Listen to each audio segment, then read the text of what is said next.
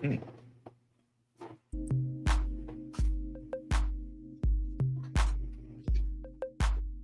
They playing funky shit. Oh, my phone. You are listening to United Public Radio Network. Radio Network. UPRN Hello, people of Earth. We will probe you. I like what they say in the Rush song. We have assumed control. We are. Oh, hi.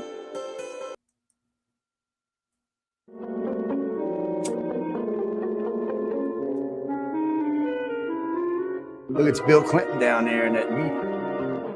Yeah, it is. Hi, you've got to listen to Never seen that. ICAR. It's like Bill Cosby. International Community I know. Alien Research. It's nice There's to be Obama. advertised for Paranormal Heart, too, by the way. .com. I should know. Hey, Paranormal Hut, how you doing? Send her a bill, man. Send her a You're bill. advertising for him. Send her a bill. Yep. Yo, it's 20 minutes on your show.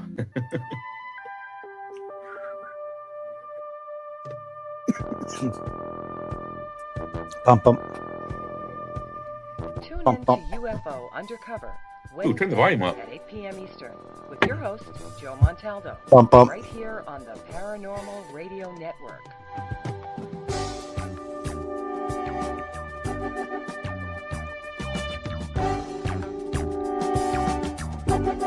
I had enough.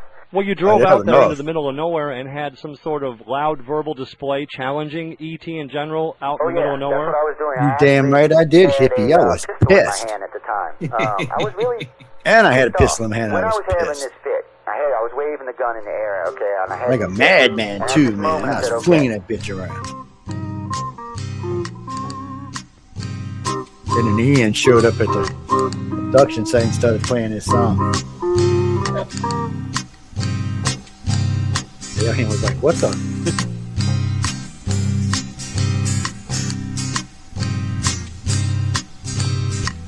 He was a Louisiana man named Montaldo. Folks around called him Six Gun Joe.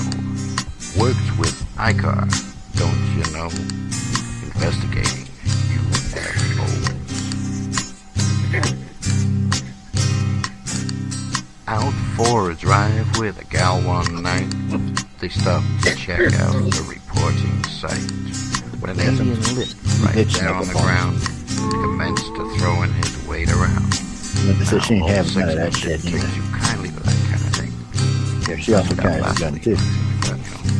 Seriously. Well, Six Gun She's looked up that there, critter right in the eye and said, "Any last wish before you die?"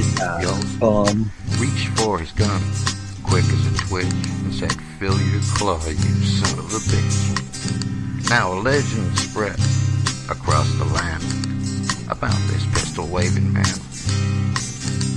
But if you're from space or from Earth below, you don't give no lip to Six Gun Joe.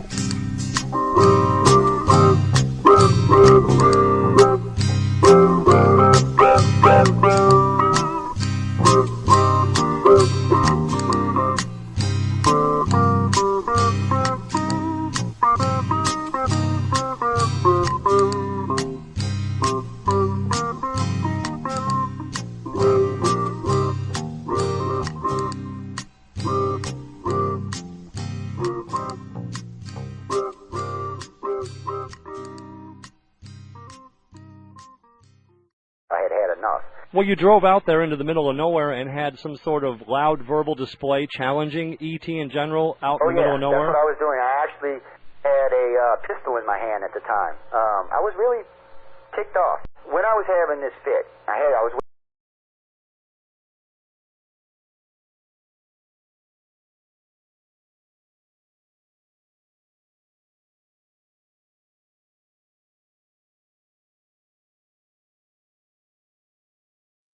Are we back, or is there more? There's more.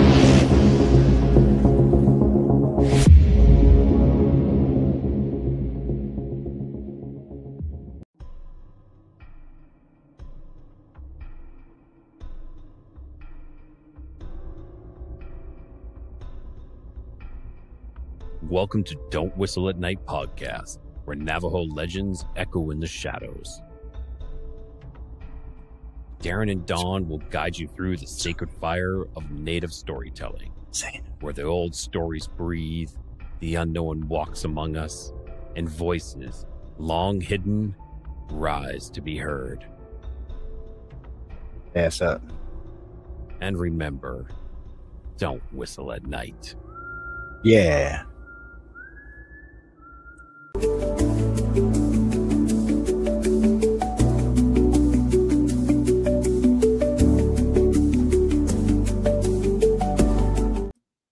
Well, welcome everyone to UFO Undercover. Sorry about that. I think you are muted. I Ouch. see your icon Oh. moving, but no sound.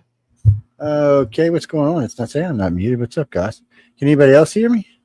Because all my stuff is on. So maybe Jay's muted. What's going on? Joe, I can't hear you.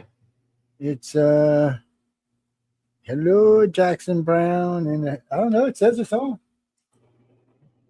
Yeah. Can anybody else hear me out there? Hello in Wonderland. Working. It's working here. It's even working on the settings. Yeah, I don't hear it. Can you hear me? Thumbs up if you can hear me. Hear you. Okay, let's see. There it is. What And you there it goes. doing? There you doing? It Man? just Yeah. went I don't know. It's got to be an internet Sound thing because again. it says it's working great. Let's see. Oh yeah. Sounded like you had a short in the cable. No, the mic's it's moving. Yeah, let me show you. Let's see. It's still not there quite. We'll get it going in a minute here, folks. A little bit of, I guess, Mercury retrograde is affecting the Montaldo estate. Actually, they can hear me. Yeah, everything just went blank. Boink. Well, tonight when he gets all things going, we do intend to have some videos. What the hell? There he is. You back? Can we hear you? You should hear me. No, I can't hear you. That's on your end. I It's can see working. your Look. mic is activated. Nah, There's look. nothing coming through. Yeah, no, it's working. Hello. Yeah, I can hear. It's working. Well, so Jay can't hear me, but y'all can hear me. Well, ain't that just? Yeah, you're not coming through at all, dude. I can't hear anything. Let's see. Let me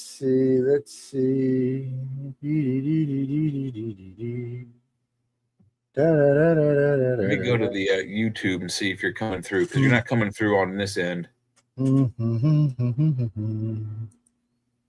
What's up there, Christopher? I know some people could. It's really strange. It's no, it's really strange. Yeah, it is. I'm not even seeing us live at the moment, actually. Oh, there we are. Okay.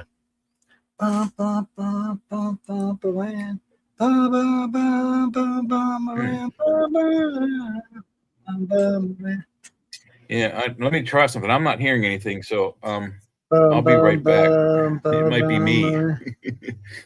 Yeah, no, I can hear myself. Yeah, no, I'm fine. So anyway, I don't know what's up with Jay, guys.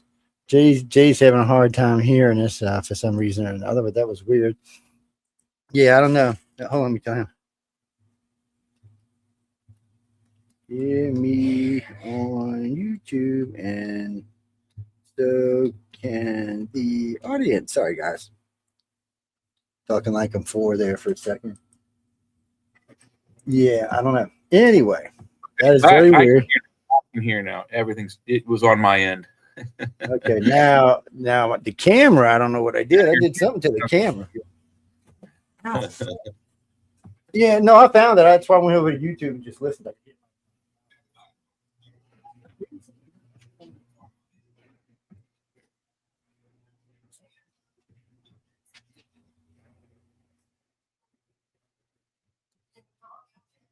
Let's see what's going on with that. I've never seen it even put that picture up there before. What's that about? That means your camera's out. The camera in my laptop went out and I don't know how to fix it. And when I try to use it, I get that icon. Well, my camera was working fine, so it's got to be something on there. No Or maybe you unplug something. I don't know. No, I just went back and replugged it in. I don't know. Huh. Well, we might be without Cam tonight, guys. I don't know what's going on. Jesse James Raffaello. I love that name. No, ET just loves all of y'all. If you're if you're made out of chocolate, I don't know about all that.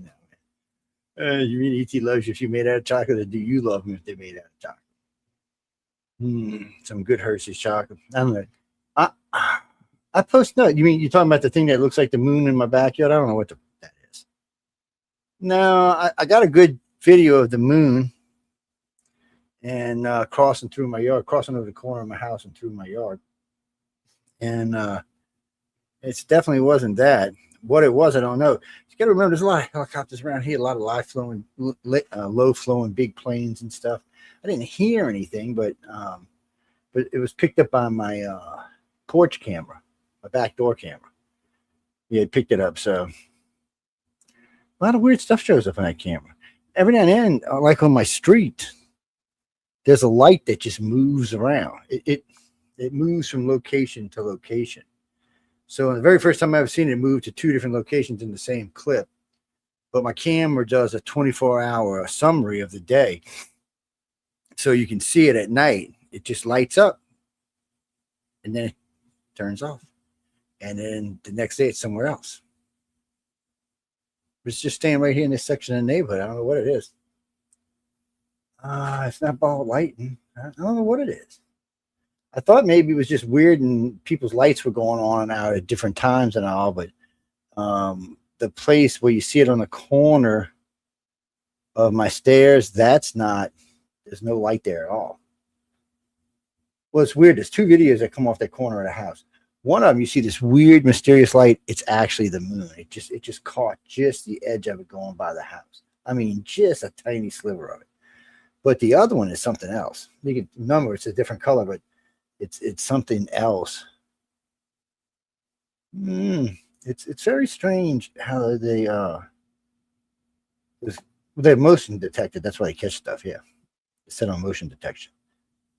Well, I don't have them hardwired, so I don't have them on live mode.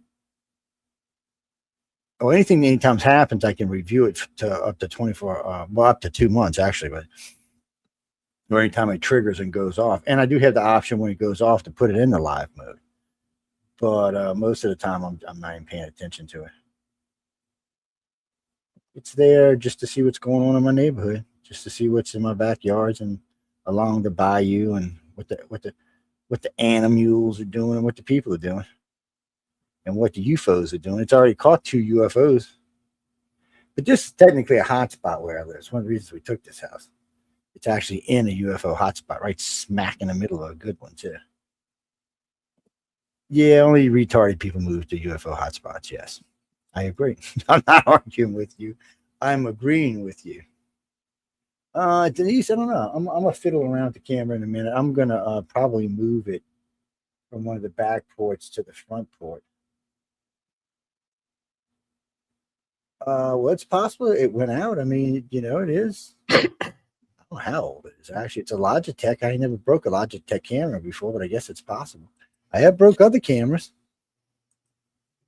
Yes, I have. No, really, I have broke other cameras. It's definitely not working.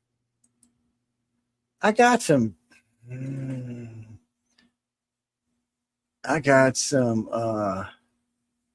Cheap shit camera around here.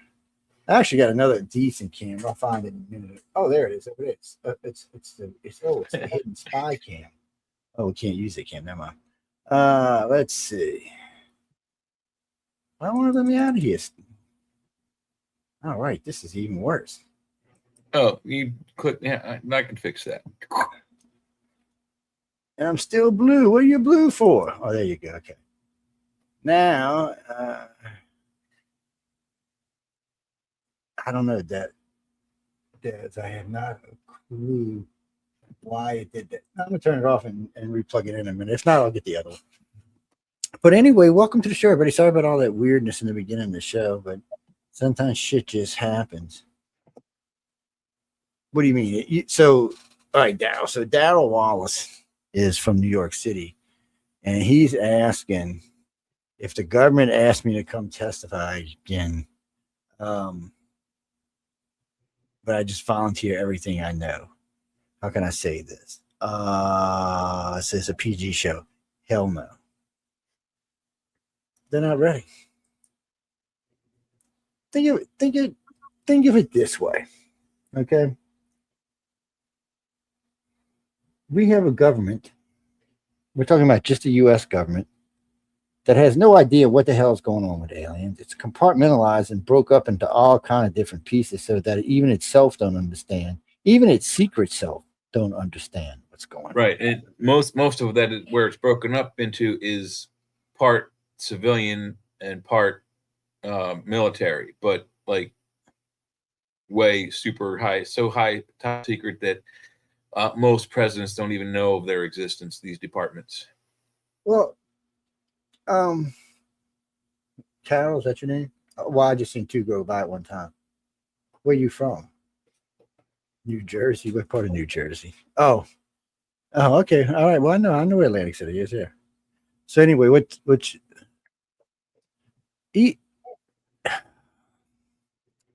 really and truly, when you hear stuff coming out of Washington, especially when you hear stuff like the Koresh guy, oh yeah, ET. Every other time it comes through the portal, the dimensional portal, they just fall on the ground and we go get the craft and the aliens. Okay. So I got in all kind of shit because I called out Dr. Greer on this and somebody and him and somebody else. I'm like, guys, what kind of bullshit are you spewing here? Mm-hmm. I mean, really. So I said, okay. I said I could believe that if this just started happening 6 months ago or even a year ago. I said, you said you got 75 craft and more aliens than that. So I'm like, wow. I mean, David Grush recently say it was something on the order of 140 species that the U.S. government knows of, and like 75 different models of UFOs. Well, maybe they do. I mean, if they've got contact with aliens, but that's not what's visiting our planet by any means. There's not even any evidence for that or any proof for that. The main rumor of what the U.S. government owns of extraterrestrial technology would be somewhere on the order between 6 and 15 craft. That's what they say, and I don't even believe that. See, my problem with all of this is this: these are more advanced races than us, who are building craft to go through much more rugged environments than this one. So I just have an issue that they would come here and crash for any reason. But that's not even the biggest issue. The biggest issue is that any advanced race would let us keep one, let alone 6 to 15. Yeah, and their people, and their people, and more importantly, what we know of their craft, they're not nuts and bolts like ours. It's like the way Bob Lazar described the one he saw was like as if it was molded out of one piece of material, all the same material, and all the same color within and throughout with the two levels he saw, except for the emitters. The gravity emitters were black. That's the only color other than because dull metal. Right. But the fact also remains that if speculation is correct about an advanced species and the different levels that they are, we're not even a level 1 on this scale. A level 2 society, their craft and technology would be nigh invulnerable to most natural events like lava explosions, the sun. They could fly through stars without taking any sort of damage or even heating up, that kind of thing. They can be destroyed. We cannot do it. They can, then their enemies can, because they are in control of a weapon system that we can't even imagine or fathom at this point. However, they can be hurt and they can be brought down, I think, with certain types of highly advanced electronical devices. But again, we don't have that.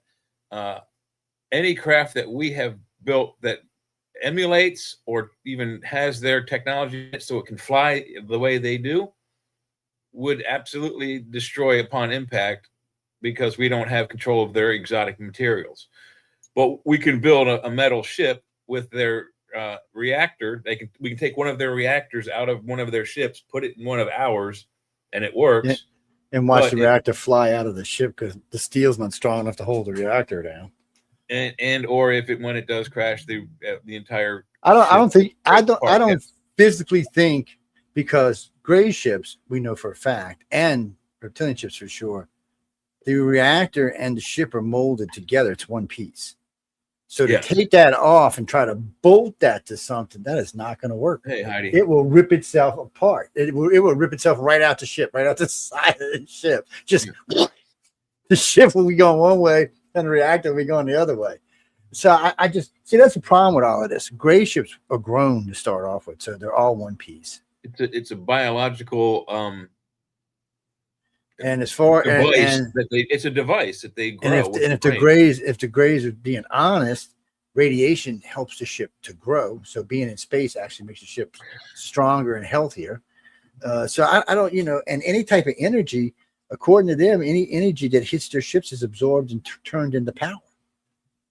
Right. What's good about this, though, there's a gentleman who, matter of fact, he's one of the guys who worked on the X-47. He said what they did was they figured out how to use this technology a while back. The skin itself absorbs the electricity and holds it, and it can run along an underlined frame underneath the skin and can be deposited into.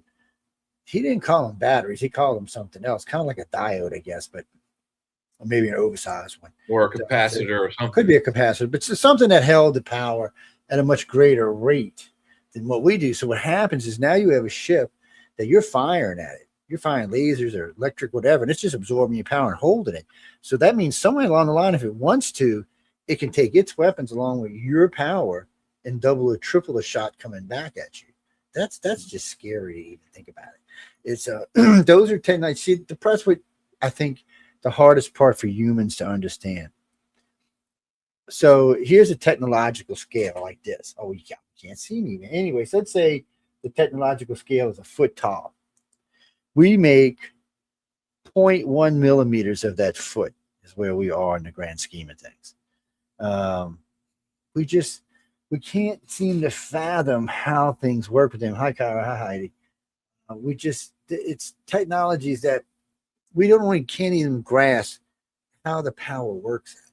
Like the first time they ever talked about the whatchamacallit ship, the Roswell ship, was there was no connecting wires. It's not that they didn't have wire. They did. They just didn't have any connecting wire.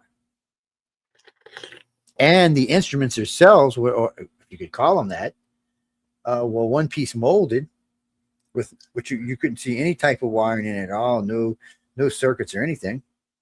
And it wasn't wired to anything, but yet it worked.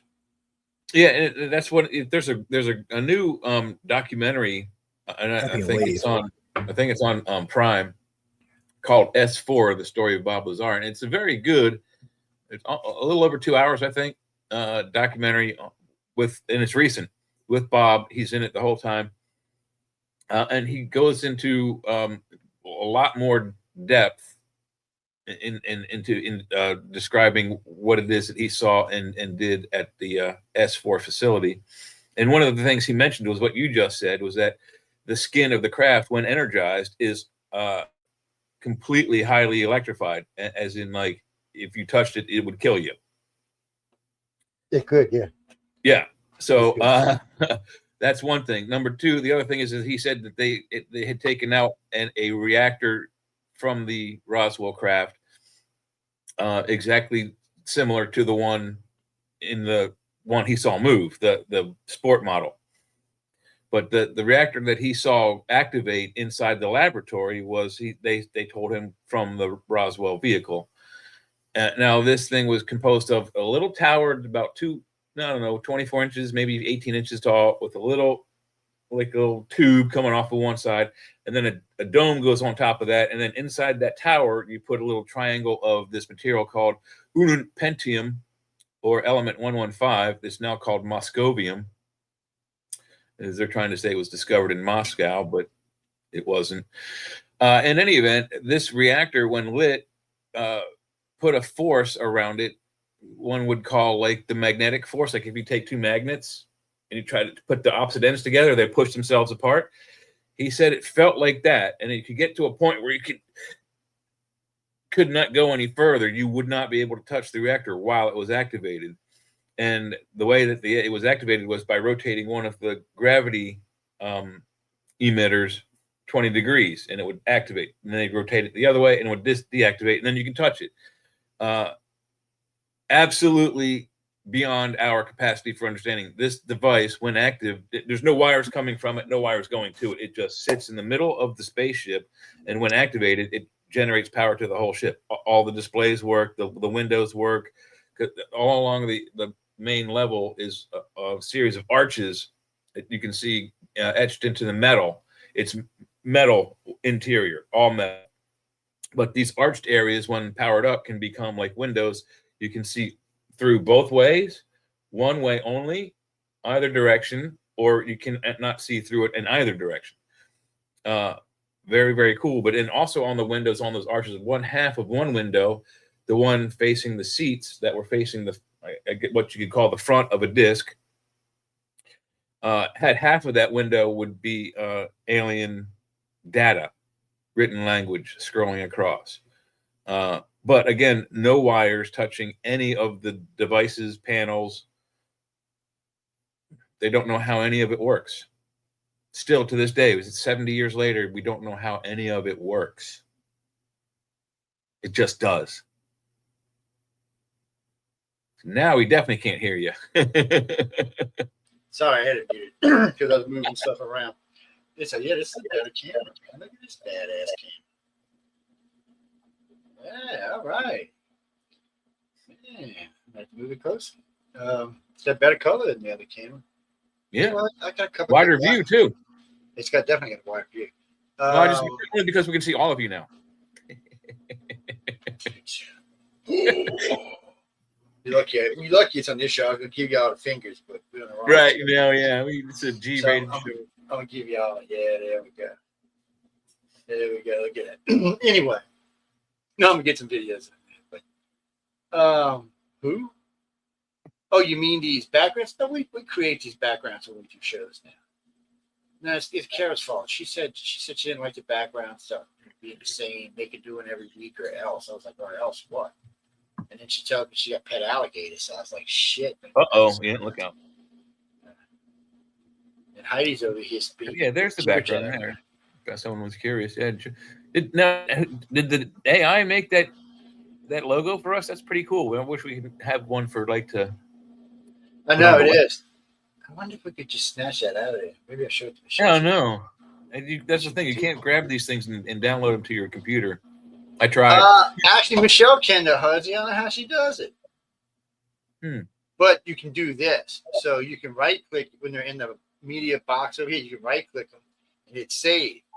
And just type in what you want to name it because it's going to save all of the pictures on that strip.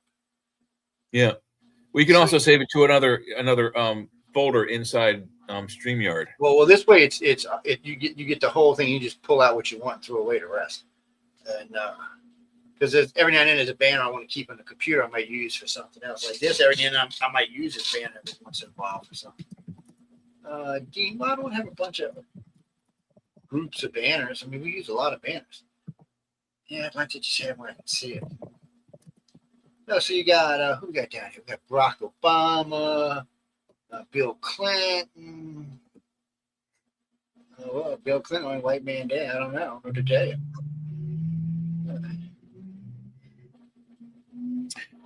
Yeah, Well, it was a disaster. Yeah, it's a good banner though. Yeah, it's pretty cool. I especially like that logo it made for us. Somehow we need to get that off of there and copy it. Let's see. Facebook, here we come. So, but you got some videos, huh? I'm getting ready to look for them right now. They should be on Facebook. At least 2 of them on Facebook, and there was 2. I think I saved to my Google. Yeah. Linda Rodriguez. No, I'm just looking for my Facebook. Because Facebook always wants to take me to a different site than the one I'm logged into. I don't know what that's about. It's always done. It's weird. And plus also they're putting advertisements in everything, like your own personal reels, the shorts, everything. It's gotten to the point where it's no fun anymore. I only go on it like once a week or so anymore. Let's see. Stop trying to take me off of Facebook. Damn. It keeps wanting to send me somewhere else. Well, no, I have 3 personal Facebook pages. So what happened was, originally I started out one that was going to be just friends, and it ended up being ufology. And then I was going to make a family one, and it ended up being friends in ufology. So then I said, okay, I need a family one. And it's got family on it. It's got a bunch of other crap on it, too. So So look at that cute couple. Let's see, what is this? Oh, no, this is not for tonight, Joe. This is for another show. Oh, we do another show? This is also for another show. It's on a little piece of breaking news, people. Congress today, the House passed a bill to rein in Trump's war powers. Now it's going to have to go through the Senate, and can't he still veto it? Isn't that how a bill works? Yeah, you pass a bill, it goes through the Senate, you pass the Senate, the president's got to sign it into law. There are some things he can't veto, and I don't know exactly how it works, but it's really for another show. But certain line item things, if he vetoes a certain line item, it vetoes the whole. But I mean, there's some weird rules with that. But yeah. No, Jack. There's a bunch of stuff. I don't know if y'all can't see it scrolling by right now. It's good stuff, but it's all for Friday show. Okay, this is the first one we're going to do for this. Well, we're going to play just. Well, no, I've already got a bunch of good material for Friday, and so now we try to put it on.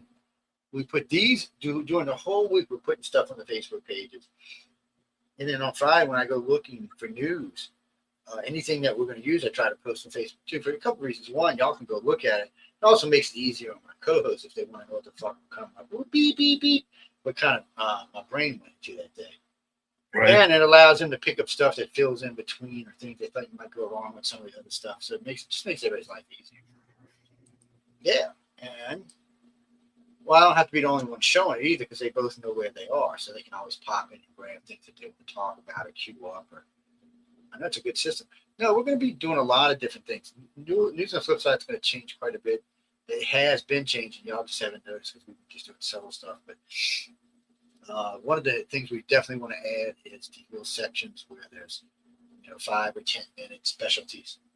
Well, because there's a lot of stuff to talk about, but sometimes you just need to make a statement, not so much a comment. Oop. He just disconnected himself somehow. And the drama keeps going. There's quite a few things we've been talking about getting Stephen Bassett back on the show. Talk about UFOs. He's really good. Joe has a doctor friend who's an archaeologist, I believe. Not an armchair style, but an actual one. And we'd like to get him on and have a deep dive on the pyramids. That would be fun. We've had quite a few. I don't want to say heated, but very lively discussions. Yeah, I don't know what happened. Actually, we're supposed to be having Michelle on. You just went completely tits up. Just I know. I seen it.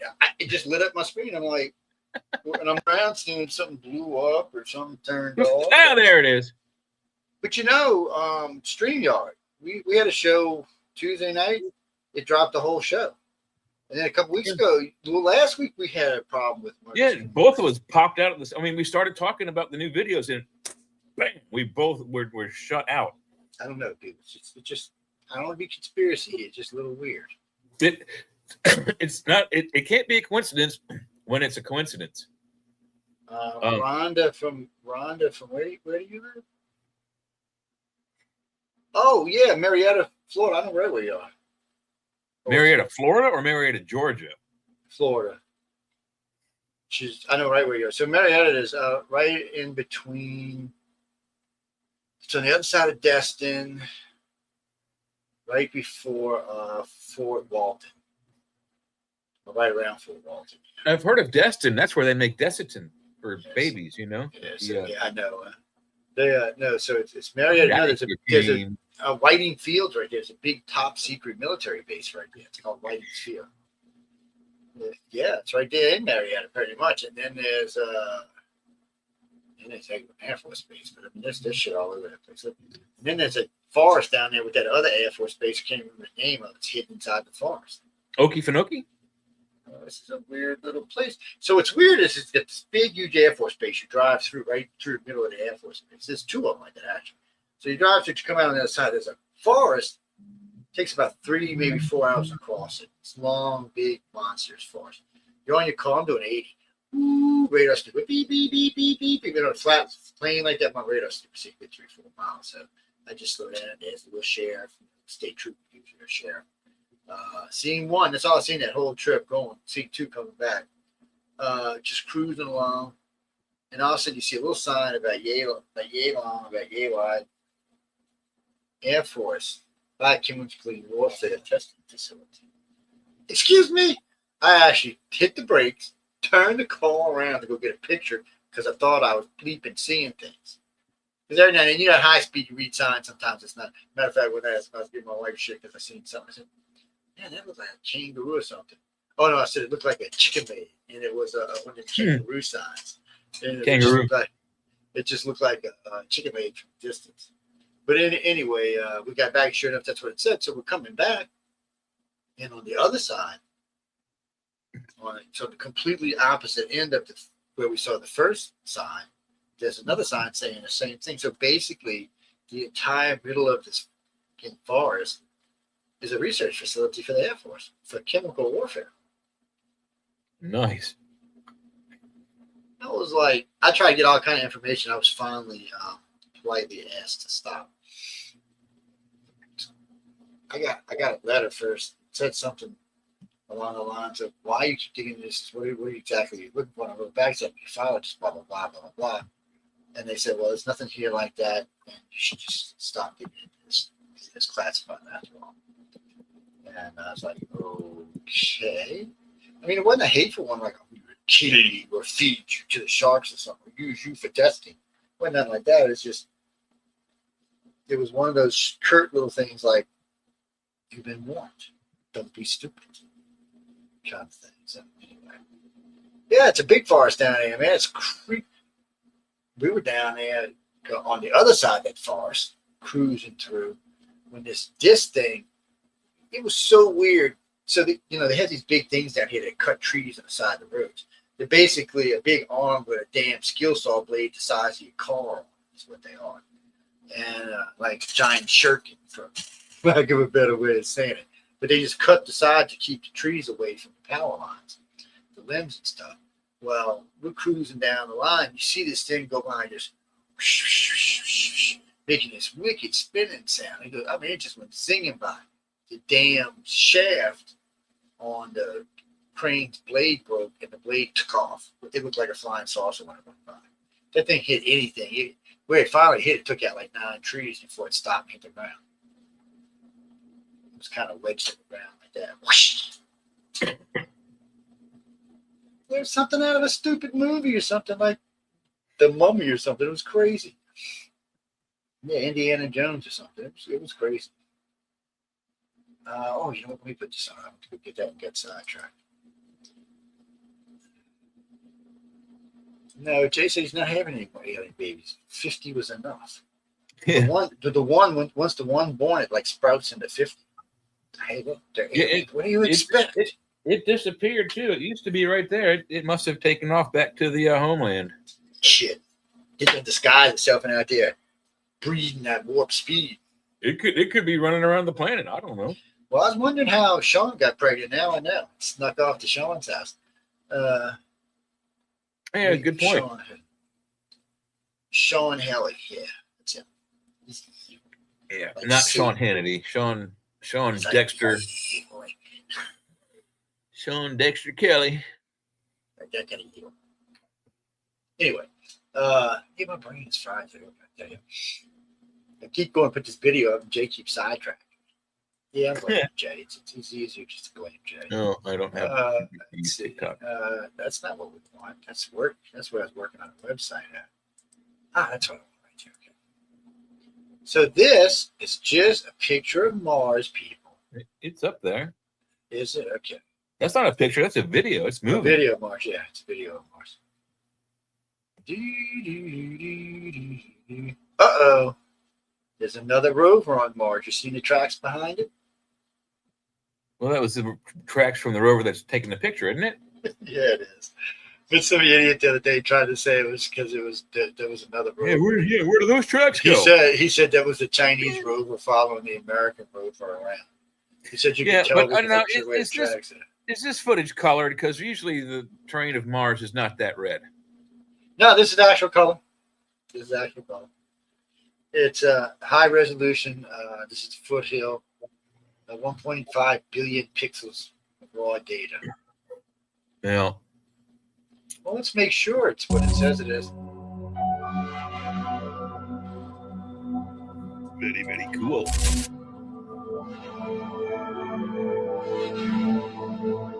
Ow, ow, ow. Get off my eardrum. I don't think that's what Mars sounds like, but Yeah. I hope not, because I ain't going good.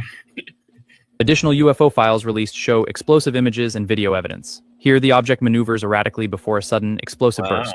The event's intensity suggests advanced technology or an unknown phenomenon. Additional UFO files released show explosive images and video evidence. Here, the object maneuvers erratically before a sudden explosive burst. The event's intensity suggests advanced technology or an unknown phenomenon. Additional UFO files released show explosive images and video evidence. Here, the object maneuvers erratically before a sudden explosive burst. The event's intensity suggests advanced technology or an unknown phenomenon. Additional UFO files released show explosive images and video evidence. Here, the object maneuvers erratically. I wanted to put stuff in there so y'all could read it now. Well, that's a little better picture than some of the other ones I've seen. It actually looks like a spaceship anyway of some kind. Yeah. And there's definitely something coming off of it that looks like some sort of energy emissions, magnetic or gravitic. See, but the explosion looks like the Death Star explosion. All the sparks. Well, but watch. It looks like it's getting ready to jump. See, that's what it looks like. And then it looks like something happened because now it's all tilted and there's smoke coming off of it. Yes. I wonder what happened. Did it fail? This is probably why Stephen Greer thinks they all go through some sort of portal and then they crash.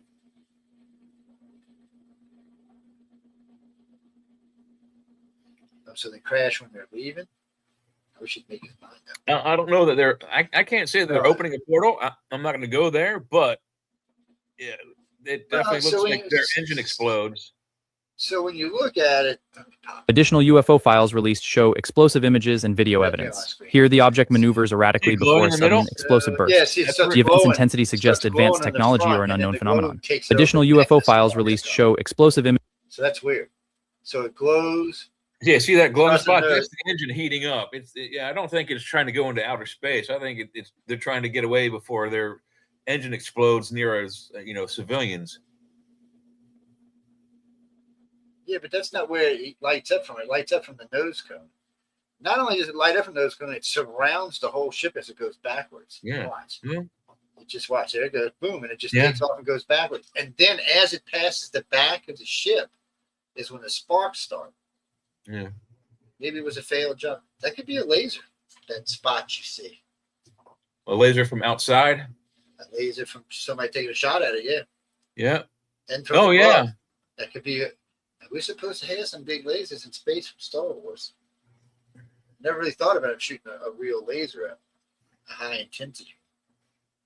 It's a good thing for you. I have a degree in video analysis. Otherwise, that might have gone missing. That glowing spot might have not been really seen. Okay, this is for Friday, yes. Ooh, this is definitely Friday. That's definitely Friday. Friday, yeah. See, but this is great though. This is great. So you can't spell American without I can, or without Republican, but Democrat hinted rats.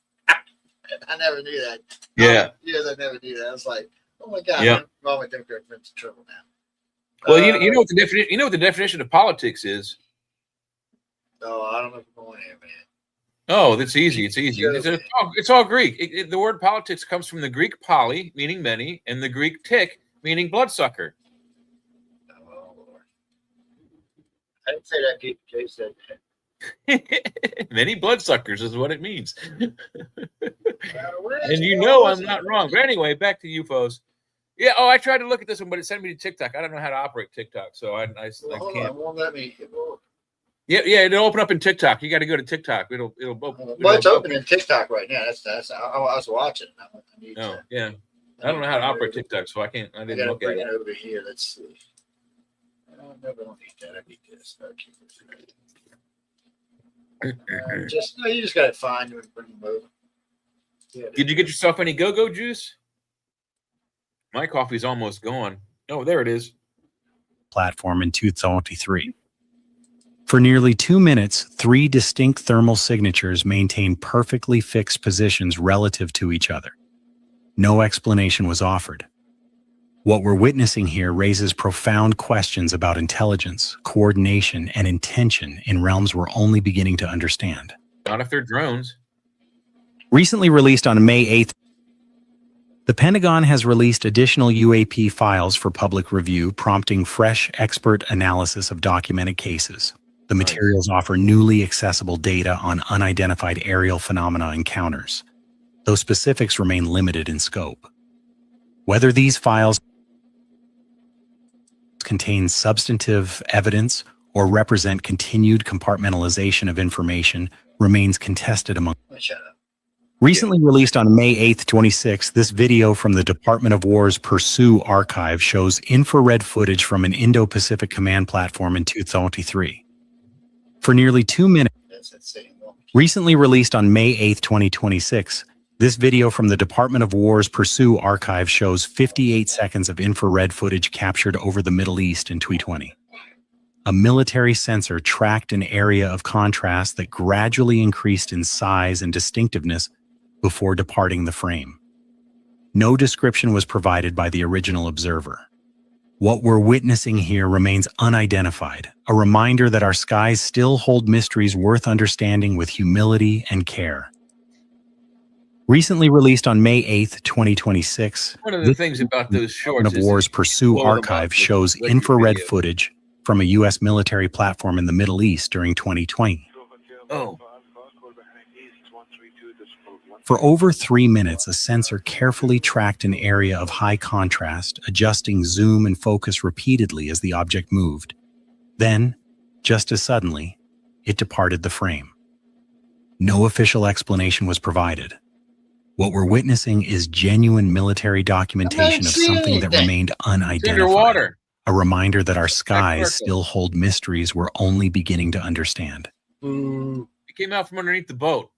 The Pentagon released 162 declassified files on unidentified anomalous phenomena Friday, following President Trump's directive to his war secretary to increase transparency on UFO and extraterrestrial-related documents.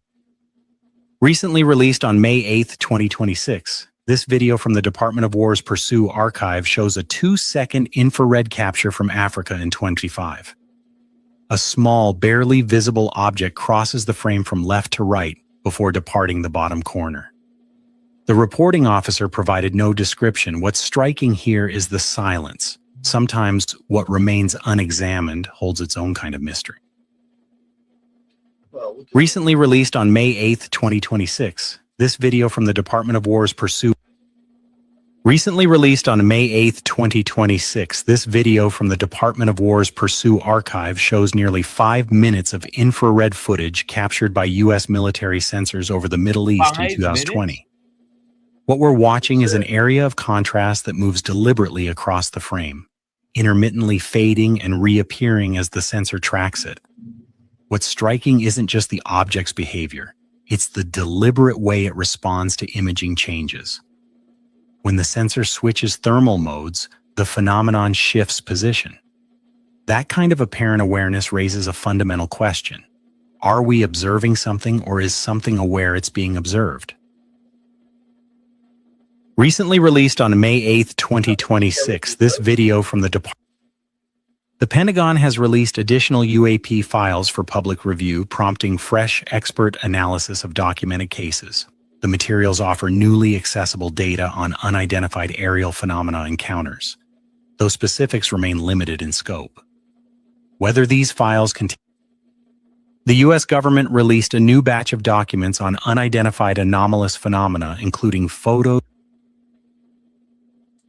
and videos of unexplained aerial events.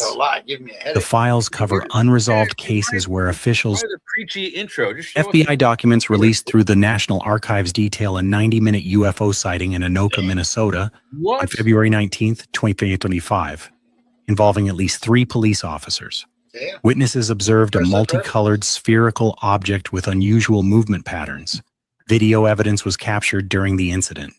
The FBI records provide no definitive conclusion about what was observed, leaving the sighting officially unexplained.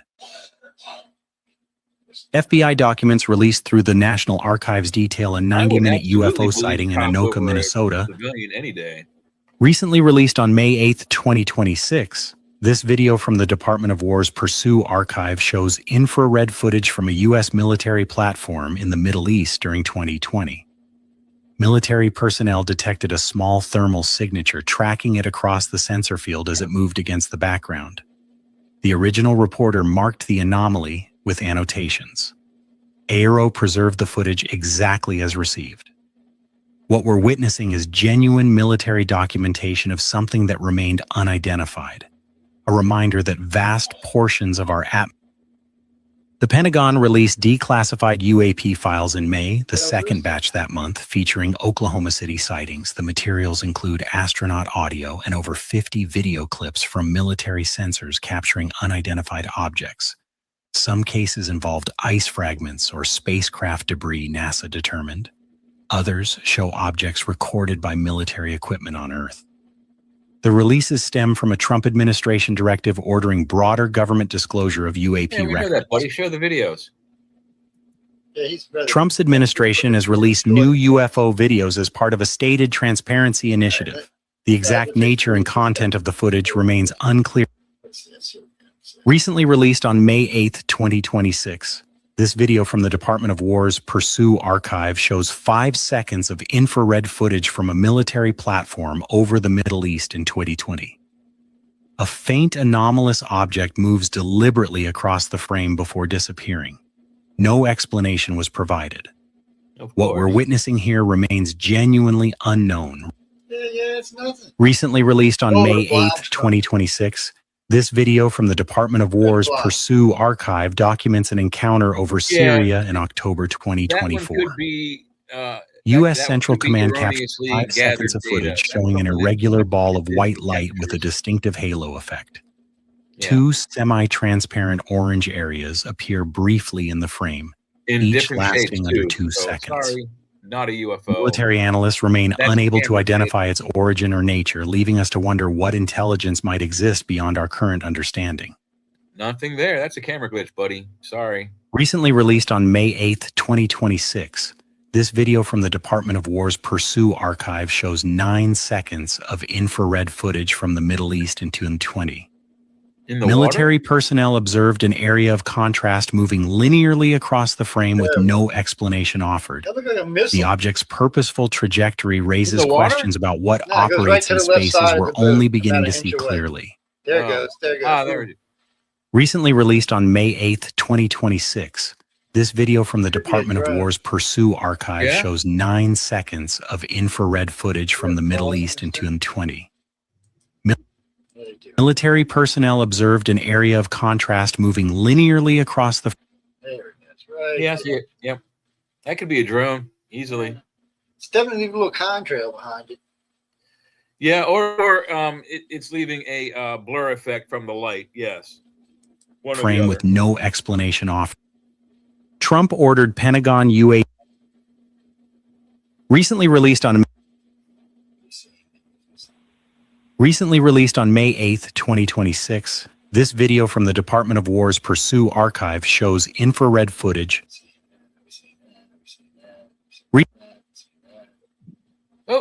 Recently released on May 8, 2026, this video from the Department of War's Pursue archive shows infrared footage from the Middle East in 2020. A military sensor operator tracked an unidentified area of contrast across their field of view for over a minute. No description was ever provided. What they were Steven Spielberg told Michelle Obama on her podcast that extraterrestrial life existing beyond Earth is mathematically and scientifically inevitable. He's promoting his upcoming UFO thriller, Disclosure. I bet you he is. Yeah, and I and others Recently have been released saying on for years that it's mathematically impossible. Trump's administration. Alone. Yeah, that's pretty much everybody does these days. Wait, who's that? Charles James Hall, an that Air was- Force weather observer at Nellis in the No, but Charles Hall's mid-1960s, aliens look reported like repeated people. encounters with tall. Okay, first off, ladies and gentlemen, they're way taller than this to start off with. They have different kind of heads. The best comparison to a Charles Hall alien, with its face being different. Have you seen the movie? Fifth Element. No. It's they end up going down to South America and finding where they went to Arecibo, but then they went down to some power plant where they found The Arrival. The Arrival, yeah. So his if you've seen the guy's legs off from the waist down, that's pretty much what Charles Hall's aliens look like, except their legs are straight, but they can bend back like that because they're Yeah, but they also, I mean, the hair in these is not. Their hair is like translucent. They well, I guess it depends how you look at it. He said it was white. He described it as either straight white or yellow, blonde. And no, on average, they were around 8 foot tall. Yeah, they were tall. Well, the older you get, the taller you get. Yeah. So and they also age in reverse. So it's weird. They're like Mork from Mork and Mindy.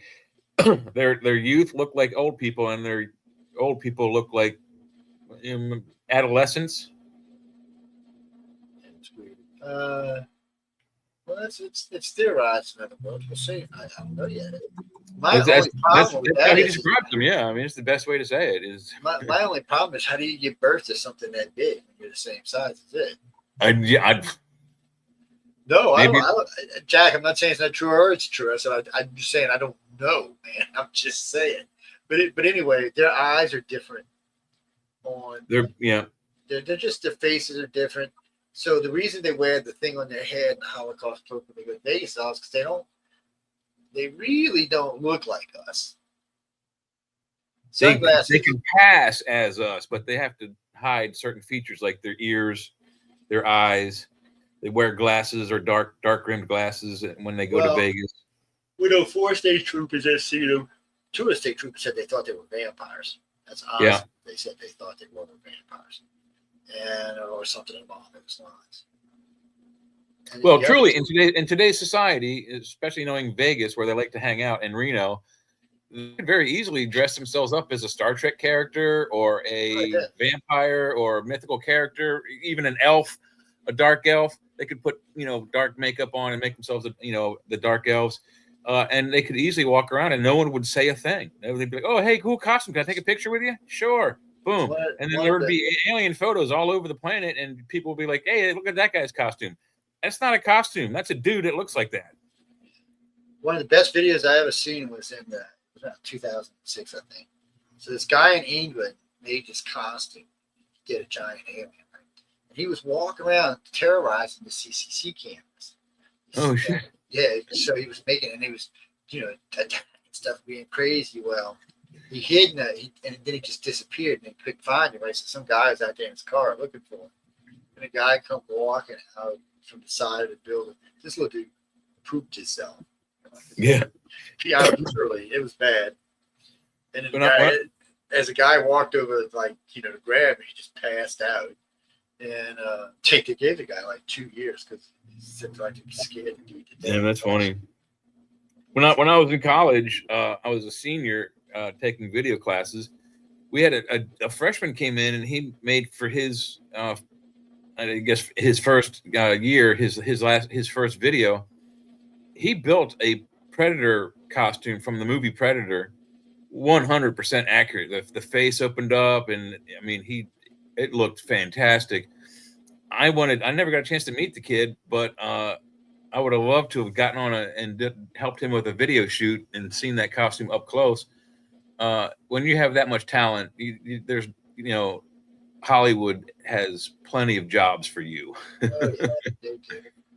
No, Dean, they don't look nothing like these. Yeah, I'll finish playing for it, but they don't look nothing like these. Pale being standing 6 to 8 feet high. He claimed they communicated telepathically and maintained underground bases on the base under military agreement. Well, that's also wrong. Paul's account suggests a formal arrangement between elements of the U.S. military and extraterrestrials.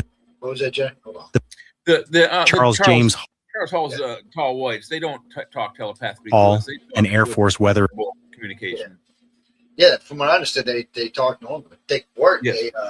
He said they were telepathy. He said, but they were dealing with humans. They talked to us like we did. Mm-hmm. Yep, Actually, and they know all Earth sounded languages. a lot like us. Yeah, they're very similar to us, and they can talk in all Earth languages. Just as far as observer at Nellis in the mid-1960s reported repeated encounters with tall, pale beings standing 6 to 8 feet high. He claimed they communicated telepathically and maintained underground bases on the base under military agreement. Hall's account suggests a formal arrangement between elements of the U.S. military and extraterrestrials in exchange for technology access. Charles James Hall, there was a bit on the recently released on May. Charles Hall's aliens were a little bit on the cranky side. Yeah, they're a little cranky, a little easily upsettable, and also they have Trump posted an AI. You can pause that real quick. Their facilities aren't underground per se. They're in the mountains in Nevada at a place called Area 53, I believe. Yep, Area 53. And they have mostly their stuff is cut into the cliffs, and there's doors and hangar bay doors, kind of like S4 that are they're textured to look like the external parts of the mountain. So when they're closed, you can't see that there's a door there. But they do have, allegedly, according to Charles Hall, an outdoor, let's say patio area where they have, believe it or not, they built for the aliens a outdoor basketball court. Now, of course, the hoops are actually like, I think 12 to 14 feet tall because they are, twice as tall as us. But they have an outdoor recreational facility where if you had access to a Russian top secret satellite, you might capture some pictures of them out there playing basketball in the hot Arizona or Nevada sun. They're very weird. It's a colony. It's not a colony. It's more like a spaceport. It's a truck stop, really. Yeah, well, it is and it isn't. It's a truck stop, but it's kind of maintained. So I guess it technically. So let's say okay. There's So a decent group there. I mean, so Charles said originally he thought there was enough for like one crewed ship, and then he realized that there were actually several ships there. So there was a couple of hundred of them that were there. But that's why they had the facilities, because a lot of times I don't know if they were waiting for launching times or if they just maintained a decent presence here. But according to him, there's always ships coming and going. Mm-hmm. But there was always 2 or 3 of them there, and their ships were decent size. They're not like little. Well, it's allegedly so. Let's upgrade it. It's more of a truck stop, less than a resort. They kind of think of it as a sort of a weekend resort. The aliens do, but it's not really, because they have limited access to the rest of the planet, and when they do have access to Las Vegas, for example, they're escorted by men in black the entire time. So they're under constant observation, number one. And number two, they have facilities there to fix and repair their craft, refuel their craft, and resupply their craft. So in other words... Yeah, that's why I say it's more like a spaceport. Yeah. That because they carry weapons too. Yeah, it's kind of just... It's more like the kind of things on the side of the roads, like south of the border on I-95. That resort that you showed the other show where no, it was someone else who showed that. Anyway, there's several different types of highway resort areas that are like that. You can get your car fixed, you can buy food, trinkets, all kinds of stuff. And that's kind of what the aliens are doing there. It's a waypoint for them between long travels. They can relax, walk around, take a pee, and then move on. Mike, and nobody knows how long each group stays. Charles said the one woman, because he was out there for 3 years. Yeah. And he said the one woman was there the entire time. Yeah, and her child. Yeah. Yeah, and her child. And so the thing of it is like I said, that's why I said spaceport originally, because Colony, I don't think it's big enough to warrant a colony. No. And Yeah, it's kind of like an all around, what Jay was saying about being like, truck stop. It is kind of an all in one kind of thing. So it's like a giant truck stop stuck inside of a spaceport. You know what's interesting about this? Jeff Bezos petitioned the government to let him meet those aliens so that they could use Jeff Bezos' spaceport. Yeah. I was surprised when I heard that. I was like, wow, how'd he find that? And Yeah, I wouldn't be surprised if it must have been Elon somebody either. told him. It must have been somebody important that told him, or he went to petition to see if he could get Or a spaceport. maybe he saw Charles Hall's lectures, you know. He might have, but yeah, he might have. But if you're gonna start talking about money, Bezos usually wants to check his stuff out first. So Right. I've never heard Elon talk about it. Elon rarely even talks about aliens. It's like, when I find one, we'll talk about one. That's pretty much how Elon. He's kind of smart not to, but the other two, was it Bigelow and Bezos? You got to be careful about that stuff, because they are both they both have their fingers in top secret government research and you know, engineering and contracting. So if you're a little too vocal out in the public sector, there, they could lose those contracts, and that would be very a huge loss of lucrative money for them. Yes, it would be too. He's talking about Bigelow Air and Space. Yeah, and Bezos. They both of them have top secret contracts with the military industrial complex, not the U.S. government, mind you, but our military complex. And should they be, you know, in order to keep their top secret abilities, they can't be doing what they do on TV and revealing secrets. As soon as they do that, they will lose those contracts, and that's a huge. I mean, those government contracts are guaranteed for X amount of years for X amount of money. And just for an example, my father did a contract with the U.S. Navy. It would have been, I was still in high school, so in the mid 80s, somewhere between 80 and 84. It was an 8-year contract for $8 million for his company to do top secret research for the Navy. It's 8 years, $8 million guaranteed, as long as my dad keeps his trap shut and doesn't reveal any secrets, which he didn't. You know, they got a bunch of stuff they have to keep up with. It's Yeah, and the scary part is that the audience probably doesn't know. Joe and myself, I don't know for how long Joe's phones and communication lines have been observed, and or if you want to call it tapped. But before I was born, my families, my direct immediate families, under my father, mother, myself, and my brother and sister, we have had our lives observed and tapped, if you will, from the NSA from before I was born and still today, because of the nature of my father's work. Well, Uncle Sam loves us all, but he has to keep a little bit closer tabs on some of us, just in case we blab to the wrong person. Yeah, I mean, you can't really blame it, because Americans, unfortunately, sometimes run their mouth far too much. Oh, yes, I agree. Well, there's an interesting one. The Trump administration's Pursue program is releasing a second batch of. The U.S. government released new UAP files containing photos, videos, and reports recently released on May 8, 2026. This video from the Department of War's Pursue archive captures 6 seconds of unidentified phenomenon over Syria in October 2024. They seem to be busy in the Middle A East, military camera recorded what witnesses described as a misshapen ball of white. So for me, I gotta be honest now. A reform I'm council more interested. recently released on May 8th, 2020. So, what happened there? Where are we? There it is. There we go. Okay, that was weird. I'm more interested in what's going on over the U.S. guys. What's going on in Europe? What's going on over Asia? Screw the Middle East. Like I care what's going on in the Middle East.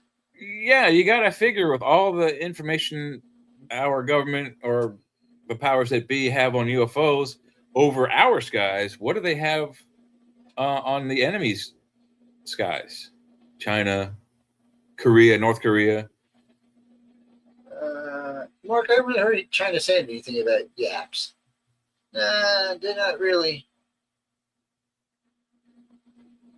Well, here's an interesting quiz for you. If the data suggests that most UFO activity are near A, large population centers, and B, most importantly, military installations, and C, even more importantly than that, I should have maybe done that in reverse. A should have been this one, but nuclear facilities, whether civilian power plant or military weapons facilities, that's where most of the activity seems to be. So you would think that if you wanted to find, if you were a government on the planet here and you wanted to find a top secret nuclear facility that North Korea was working on, you might start by looking at where the UFO reports are.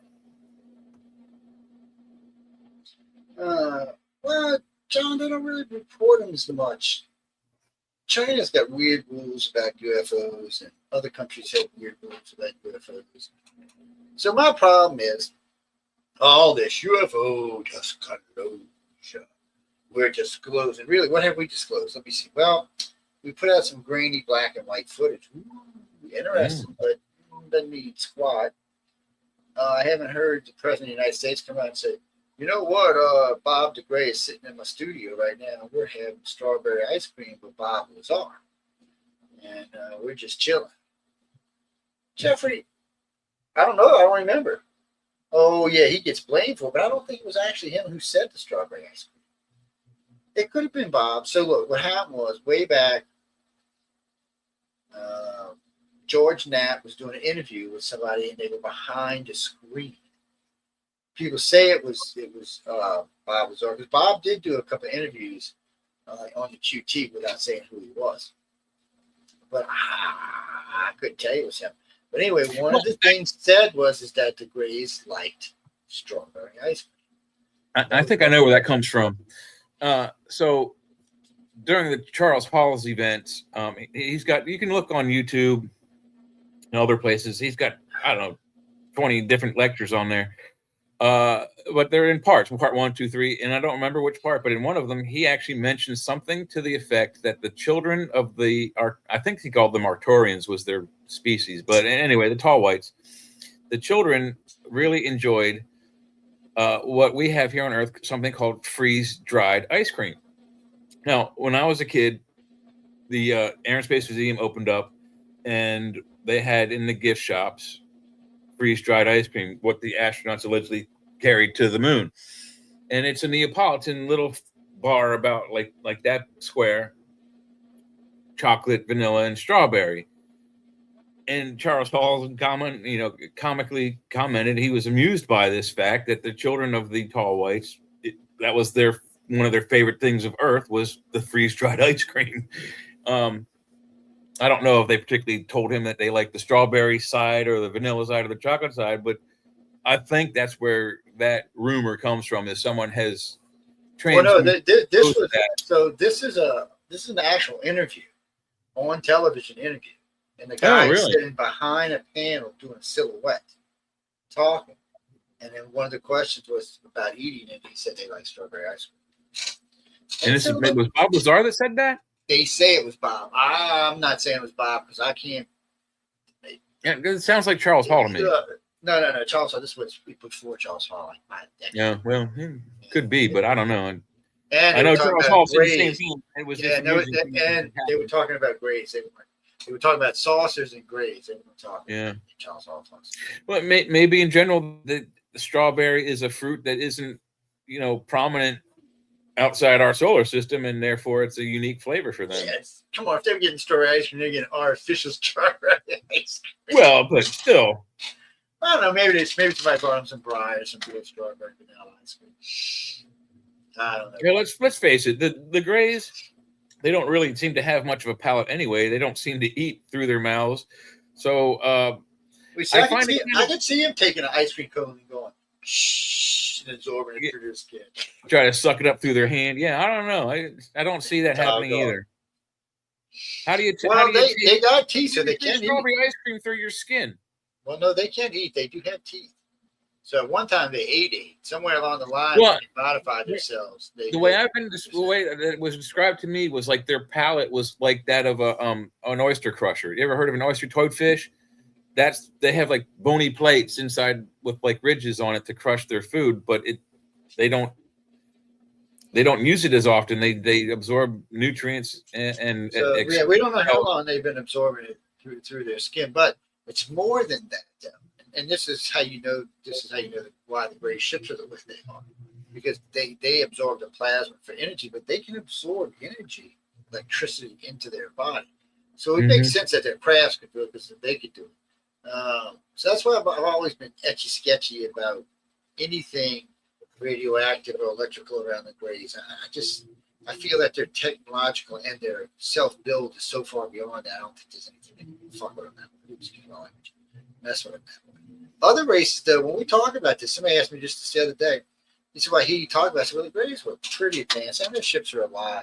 You have to remember something about a ship that's alive. It has self-preservation built into it. So if you're not going to maybe see crashes and stuff from it because it may take over or do something else. Yeah, it's kind of equivalent to like trying to force a horse to jump off of a cliff. So this is what's interesting about all of this. So the grays grow their ship, but they say once it reaches a certain size, it hardens completely. In a way, it's kind of like a crab, they say, because it kind of molts the first couple of times until it gets to X amount of size. And then when it gets to a certain size, it can't get any bigger. It just hardens.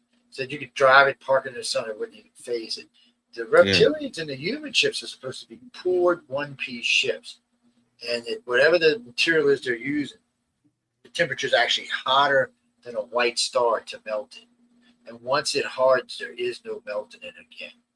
It's not going to melt. It's not going to break. It's not going to crack. It's like the legendary adamantium. Once it's no longer molten, it can no longer become molten. It's just that's just what it is.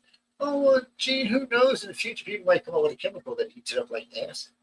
Well, you don't even need a chemical. The fact is that most metals, if you have the raw ore, so the legendary adamantium, if you can find the raw ore, that's the only time that you can smelt it and turn it into a liquid. And then from that point, you can turn it into a billet while it's still hot and hammer it into a shape, a hammer, a sword, a fork, knife, whatever. And then once it cools, you can no longer, unless you have a white star, you cannot melt it again.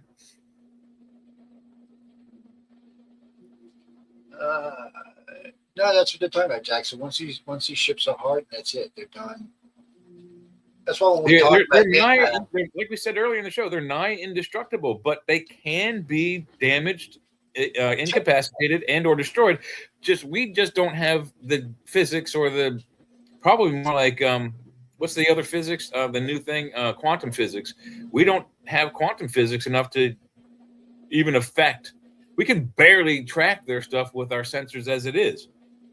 Think of it this way, Carly. If a reptilian ship was to come in, say at like 14 times the speed of light, it would hit our planet, go completely through our planet, suck our planet into dust, and still be intact when it reached the other side. Now everybody on board would be dead, but the ship would still be intact. It's not just that. They were talking about this on other things. And like a gray ship could crash. The ship itself would stay intact, but everybody inside would more than likely be dead. Because once you lose on that inertial dampeners, you're squished. Yeah, and that ship, once it passed through the planet, the crew would probably instantly be destroyed. The ship, however, would continue on its course at that speed until it runs out of energy or hits something that it can't destroy. Yeah, something and to then be part of. The more scary part is who's to say that didn't already happen in our solar system? Can't say it did. Can't say that's not what that big gouge in Mars is. Would something obliterated planet number 5? Something gouged and sucked most of the atmosphere and some of the water off of Mars and mashed our planet and knocked it off like a cue ball. And then it's very possible that thing could have been the planet Venus, which I think is foreign to our solar system because it rotates counterclockwise to all the other planets. They said there's a reason why they think it's from here. There's something to do something to do with some sample the Russians had. They know it was formed from our sun. It's impossible. Nothing has been returned from Venus. No, they don't have to return it to sample it. What are you talking about? We sample stuff in other worlds all the time. We don't have it sent back. Anyway, they talked about three different things. Originally, when they talked about the atmosphere, it was too close to Earth. So that's why another reason they think it's from here. But there was a chemical it's found in our sun. It's the only place you're going to find it is in our sun, and it was in the planet itself. So they're pretty sure that Venus. That's another thing too. They said recently they had found some rocks. Because they're always looking for Mars rocks and shit. Because they're all over our planet. Well, they recently found some that are from Venus, or they think are from Venus. So it looks like Venus might have been from here. But my thing of it is maybe. Oh, I didn't think about this. Maybe Venus was the fifth planet. That's what's left of it from its shake-off. From whatever happened to it. We always assume that the whole planet got eaten up, but we also know when a planet gets hot and melty, it reforms. But what would cause it to spin the wrong way? It's impossible because we're in this drain that goes that direction. It would have to go in that direction if it reformed. So what I postulate, and I agree with Velikovsky, who made this postulation in the 50s, Venus came through, drawn in by either Saturn or Jupiter or both, and it was flung into the inner planets. It flew by close enough to the fifth planet to obliterate it. Nope, that ain't gonna work. Fifth planet would have 5-time gravity, 1-time gravity. 5-time gravity is gonna win.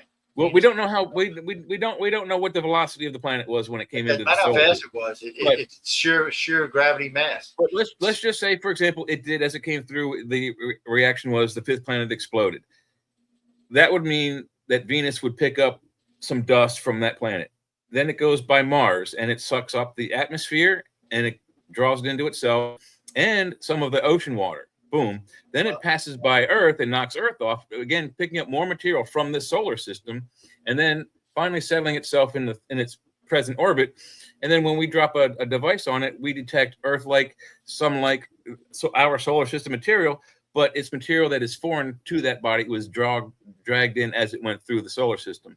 I think our data is no inconclusive when it comes to Venus. Well, I'll tell you why that didn't happen. One, it could have never got past Saturn and Jupiter. They would have sucked it up and crashed it into the planet. It's too big. Nothing that big is getting past Jupiter and Saturn. And even if it could have, the planet that it got close to 1.5 times would have grabbed it. So this is why Nibiru was always bullshit. If a planet 5 times the Earth even got close to us, it would destroy our planet. It would be just remnants of dust left behind. Mm-hmm. The gravitational field would destroy it. So if you're coming in, it would break the planet up. Yes. Yeah, at any angle, and something that big gets around you, because Venus is actually even a little bit maybe smaller than us. It would have snatched it up, it would have crushed it up, and it would have sent us on its way, which could be possibly what happened. But what they really think happened to Venus is they think it went like this. Venus was spinning, and it was hit on an angle on the side of it. Just like when you take a marble and you fling it, and the marble spinning this way, and when you hit it, the marble spinning this way. That's what they think happened. I think maybe Earth.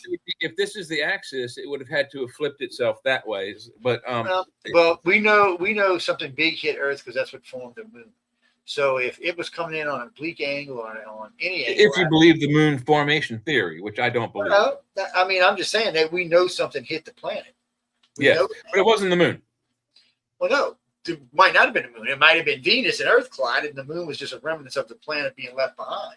So the Velikovsky theory on that is whether it's Venus or whatever it is that came through and broke up the planets and hit Earth, what it did was this thing came through once, and if it was the planet, he says the moon. If it wasn't the planet, whatever it was, just hit Earth while Earth was forming. It was still a molten ball, knocking it off axis. And then it came around the sun and back again. And this time it hit it more straight on. The first time was more of a glancing blow, like you said in billiards, to knock the cue ball off. And then the second time around was more of a 3/4 hit. So the bulk of the molten core of that object, iron nickel core, was added to our planet's iron nickel core, making our iron nickel core bigger. And then the rest of that broke off and it allegedly formed into the moon. I don't buy that theory because if that happened, it would eventually have had made its own, by strictly the Coriolis effect alone, would have given itself an elliptical orbit. The moon has a nearly 100% circular orbit, which is impossible in outer space. It's impossible unless it's intentional, as in it's been directed in that way by some sort of power or guided engine. It could have been. It could have just been our planet reversing and slowing down. It's impossible. I mean, out of how many objects do we have in our solar system that we call moons or planets? Over 400. None of them, not a single one, exhibits a circular orbit, which makes our moon impossible. And because it would eventually, if it was a natural object, it would eventually adopt a elliptical orbit. It's been around our planet for how many centuries? No. But Jupiter's moons are not elliptical. They're regular. Oh no, they are all. Yeah. Hey Google, how many objects in our solar system have circular orbits? Sorry, I'm a bitch. In our solar system, no objects have perfectly circular orbits. While many planetary and satellite orbits are very nearly circular, they are all technically elliptical to some degree due to the gravitational influence of other bodies. She's an idiot. Ask her about Well, except the moon, which is the least elliptical of them all. She just.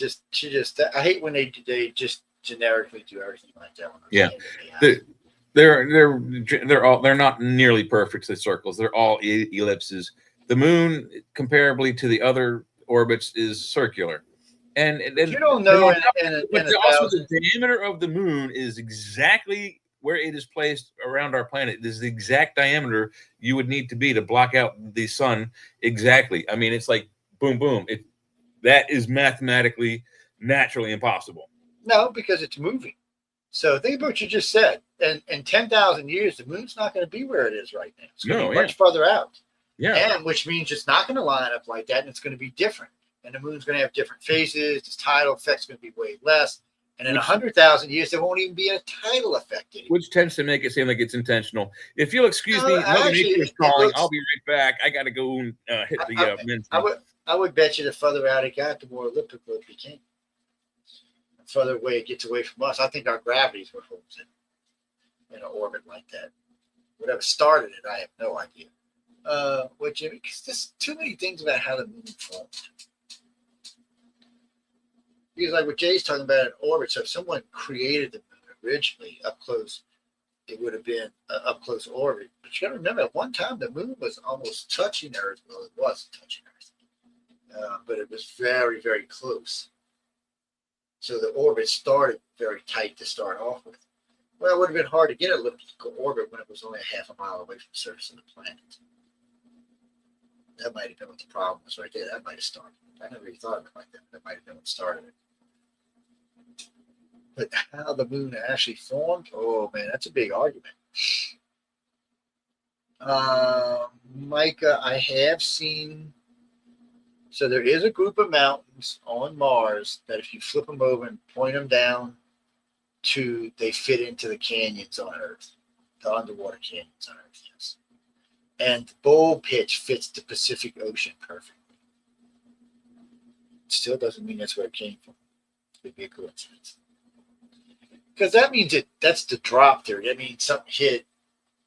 It doesn't even actually mean anything hit. It means that the planet Earth got an egg on the side of it, and eventually the egg broke off and started to float away. Sorry about that. That happened. Jay, I was thinking about that. Now I understand why it's in a regular orbit. Because originally when the moon started, it was within a half a mile of the surface of Earth, which means it couldn't even have had an elliptical orbit. It would have been hitting the planet as it went around it. So it had to have just a regular orbit. So that's the orbit it started. That's why it's been in that orbit. And it's been moving out 2 inches a year ever since. Well, I still tend to disagree with you on that because I heard what you said as I was running out. I think I have an idea. I think I have an idea on that. Now, I think if the moon was part of the plasma ball that became the Earth and the moon, it would have, because of the Coriolis effect of all the things around us, it would have been in a much more elliptical orbit. What I think it suggests is because there are certain stories of times before the moon that the moon didn't form within this solar system, at least not within Earth's orbit. And it came to being in orbit at a later time, but not as far back as we seem to think. And I would say that the moon's arrival is much earlier. I can tell you exactly. Much later than speculated. I think it's a very recent addition. Let me put it this way to you: no moon, no life. It's that simple. The moon is what triggered life on this planet. So life started here 1.5 billion years ago. So that means that moon's been here at least that long. But I don't think it's been here since the formation of the planet. I think it's an additional arrival. Everybody. Actually, the way most scientists talk about, well, okay, let me rephrase this because it's two different things. So there's a group of scientists that don't think anything hit us. They think that the Earth itself, while spinning, got a wobble in it and created like, you know how you get a knot in your tire, how you get it like a knot. That's what they think happened, and it just popped off, and that's why it stayed right there with us and orbited perfectly with us. And it's a perfect theory because that's how the moon acts. Everything they said that would happen happened is what's happening with our today. So the theory is pretty damn good. My problem's always been the same thing. Okay.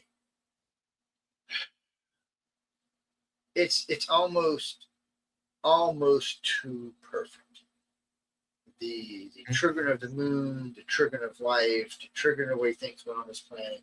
Okay, we can say. And again, the exact diameter of the moon to where it is on our orbit to block out the sun. It's just engineered. Part of me makes it feel that way, but then religious people would say God did that. The universe created that. Life created that because the universe that was done by an intelligent being, not a god. So we're talking 1.5 billion years ago. Those aliens are dead and gone. Yeah. They're adios to amigos, and whatever they were is probably why the moon's hollow, man, because they had a colony that's going and disintegrated now. There's no activity on the moon, Gene. We got satellites. Ask Google how many satellites are around the moon right now. 8. Hey, 9. Google, how many satellites are spinning around the moon right now? There's more than you think, Jack.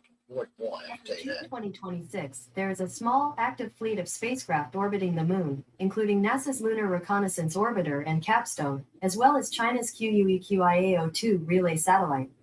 While the exact number of active missions fluctuates as new ones arrive and others conclude, it is a small, single-digit number of primary spacecraft. Yeah, it's like 7 or 8 last I heard.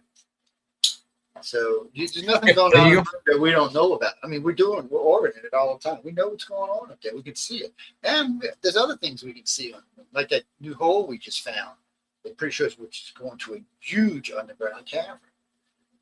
They echoed it. It seems like it's going to be a big one, but we still got to get there. Let me guess. It's on the dark side of the moon, isn't it? No, I don't think it was on the dark side. I think this was actually on the light side of the moon. Oh, really?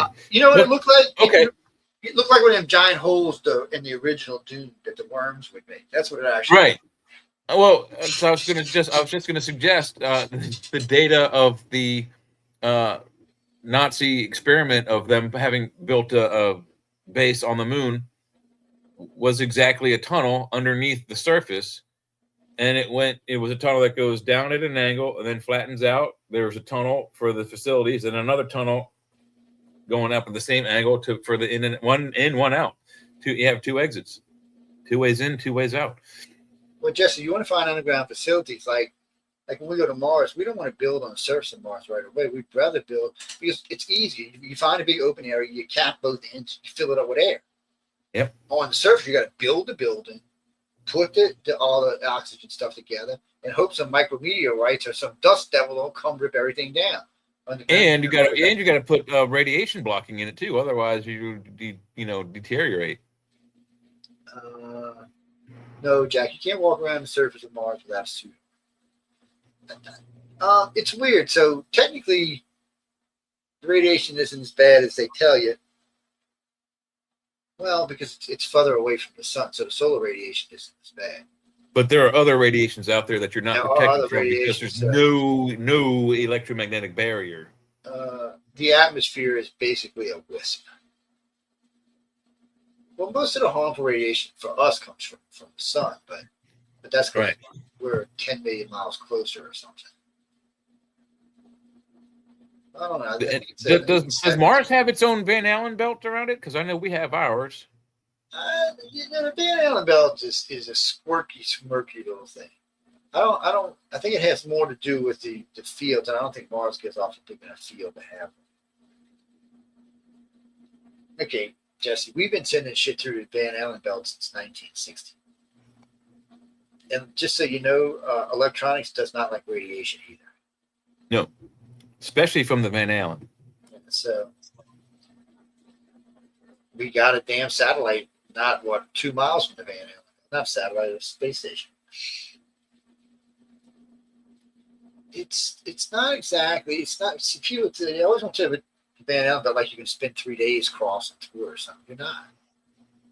It's not how it works. And yes, there's a lot of radiation in space, but first, you're moving pretty fast. And secondly, shielding radiation inside a craft is not as hard as you think it is.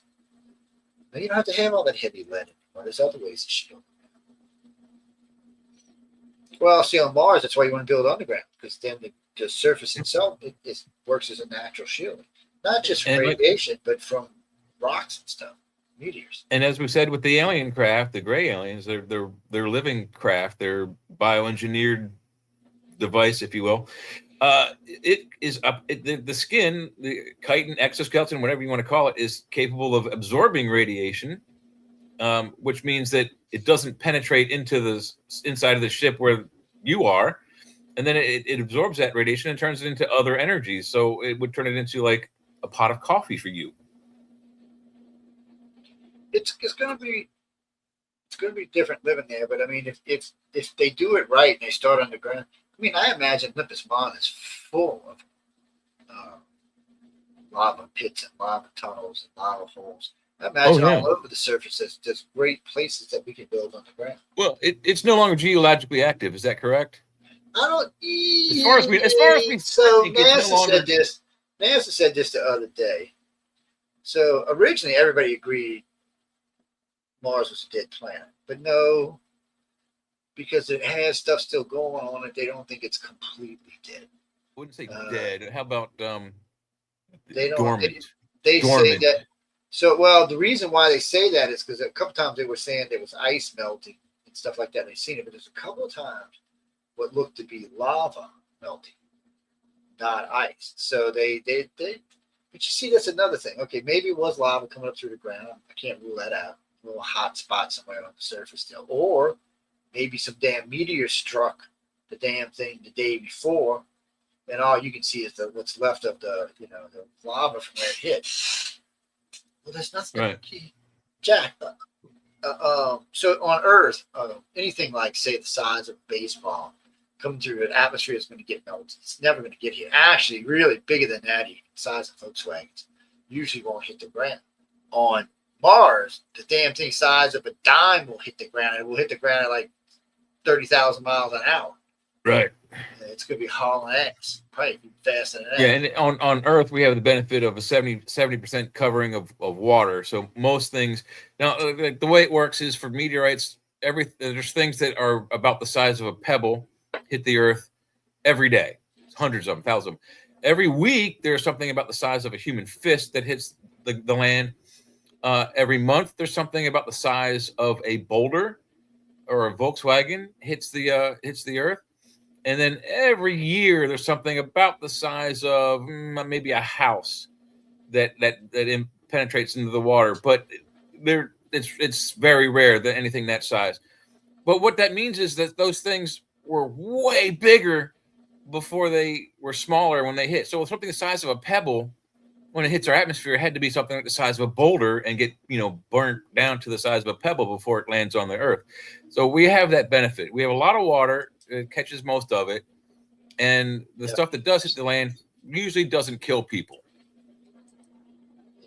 Definitely helps. Well, James, it's that's what we were talking about earlier. So the way our solar system is set up, and that's another thing when we talk about this, a lot of solar systems, you find the gas giants much closer into the sun than you do where ours are. Ours act like vacuum cleaners. I have heard scientists talk about this for 4 decades. They act like, y'all remember Shoemaker Levy? You know, if Jupiter wouldn't have been there, there's a good chance one of them would have hit us. Well, it would also not it would have hit us as one big, huge thing. It wouldn't have broken up. It wouldn't have broke up the way it did. And it would have hit us all at once. We'd have been adios amigos. But it's not just that. It's what maintains all that stuff coming through. And look at Saturn. Saturn, you said rocks all around. It's been slowly been eating them and getting rid of them. So the places that are dangerous for us is not so much the Oort cloud, because most of that stuff, if it gets in line with us, more than likely Uranus, Neptune, Saturn, or Jupiter will snatch it up.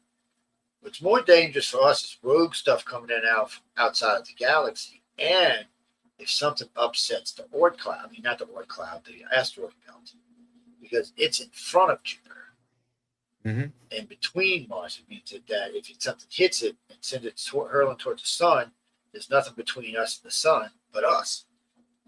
Well, there's Mars. Also, there are some like the meteor showers. What they are basically is the asteroid belt, whatever hit the fifth planet, sent a shotgun blast from that area towards our planet, and as we rotate around each year, we go through those. You need meteor shower. There's like 3 or 4 of them. Yep. Oh, there's more than that. Yeah, there's a bunch of damn things. There's 3 or 4 big ones, right? But we're going through these shotgun blasts every year. Every year, there's a exponentially greater chance that one of those larger things, the size of a mountain, could harm our planet. I don't know how big they are, like in the Leonids and stuff like that. I know there's a lot, but I don't. There's a lot of Neos that, if they hit us, would be very, very not good. Yeah, but I think they said most of those have like pickup truck size or smaller. That doesn't mean it's not something bigger next. We can't see it, so we don't really know. And that's the other thing. They're so close, we can't see all of them. That's what I'm saying. And they're just guesstimating on a lot of stuff. And some stuff is hidden by other stuff, too. Jeffrey, it's crazy out there. The fact that any life even formed, when you look at the shit you have to go through just to be alive, is amazing. I mean, it really is amazing. You're kind of like, wow, how in the hell did our planet survive this? First, it had to survive creation. And then while it was surviving creation, it had to figure out a way to produce a viable atmosphere, viable water to produce life. Once it did all that, then it had to start building the building blocks of life. And what do we had? 6 great extinctions before we got to us? 5. 5. It's Jack, that's a lot of extinctions, my friend. That we know of. There's probably a lot more. Planet's 4.5, almost 5 billion years old. We know of at least 5. What are you talking about, Chris? Today's Wednesday. You on drugs? What do you mean, how do I know it's Wednesday? Because I know it's Wednesday. What day did you think it was? Tuesday. No, it's Wednesday. Yeah, it's not Thursday or Tyr. No, Tuesday was named after Tyr. Wednesday is named after Odin, and Thursday is named after Thor. Tyr, Odin, and Thor. So, Jack, if it was Tuesday, like you say it is, Michelle DeRoche would be on the phone right now cussing me because this means we would be into someone else's showtime. Yep. So I would suggest that you put the pipe down. Yes, put it down. Or pass it along. Yes. Well, I don't know what exactly you're smoking. Before we tell you puff, pass, we need to know what you're smoking. It might not be something good. But Dina, what are you talking about, Dina? There's the problem with the UFO stuff. We're going to keep, for the next couple of weeks, we got some stuff. We got a guest coming on. Carmen's booking them. And we got Michelle coming on, but she's coming on the Friday night show for something else. I forgot what it was. My brain's not working. And something we were doing. Jay, what the hell were we doing? Wednesday? No, we were bringing Michelle on to talk about. Now I forgot. Yeah, I forgot too. That's what happens when you get old, people. Your brain goes first. I bet Michelle remembers. Yes, well, we got it. Well, I got to talk to her. We got to finish booking it. But no, who do you want? Well, send me a guest that you want, and I'll see about booking. I just haven't been really in the mood to just talk to anybody. Well, hey, what? Well, first off, don't take this the wrong way, but I own a damn place, so I pretty much talk about what I want to. Mhm. I was just being polite. I'm saying, just don't get offended. That's all I was saying. Before you ain't got offended, did you? Uh-huh. Well, I tried not to offend you, but you just had to keep whining. Clara, you can go to uprntalkradio.com, and there's always a sample of videos over there. I usually change them out every couple of weeks. Yeah, it could be anything. Just different hosts. Like I said, it's a sample. I couldn't tell you why. No, a sampling. It's like 9 or 10 shows you can go listen to. I mean, you go to YouTube anywhere else, you just want to just listen to listen. Yeah. It's not like we don't have a ton of shows to listen to. Yeah, that's what I'm saying.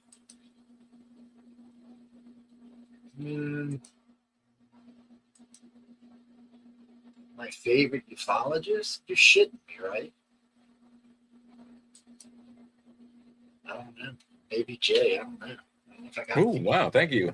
I don't know. I mean, you can't expect me to tell you that to anybody in the field because they're, I'm not going to say this, like idiots. It's, because research is research. You know, if you listen to the show for any length of time, you'll notice that I don't always get along or agree with the co-host or the guest or anybody else. And that's one of the reasons this show is popular, is because we can agree to disagree and still be friends afterwards. Because we're not going to get to the truth by pigeonholing ourselves or chasing fireflies at night. Yeah, you're not going to get any information. So you have to be willing to check new ideas, new theories.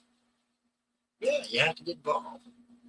Yeah, and the other part of the problem is a lot of these newer researchers, they don't tenure their research with either logic or corroboration. I look for corroboration in everything. I've been doing this over 40 years.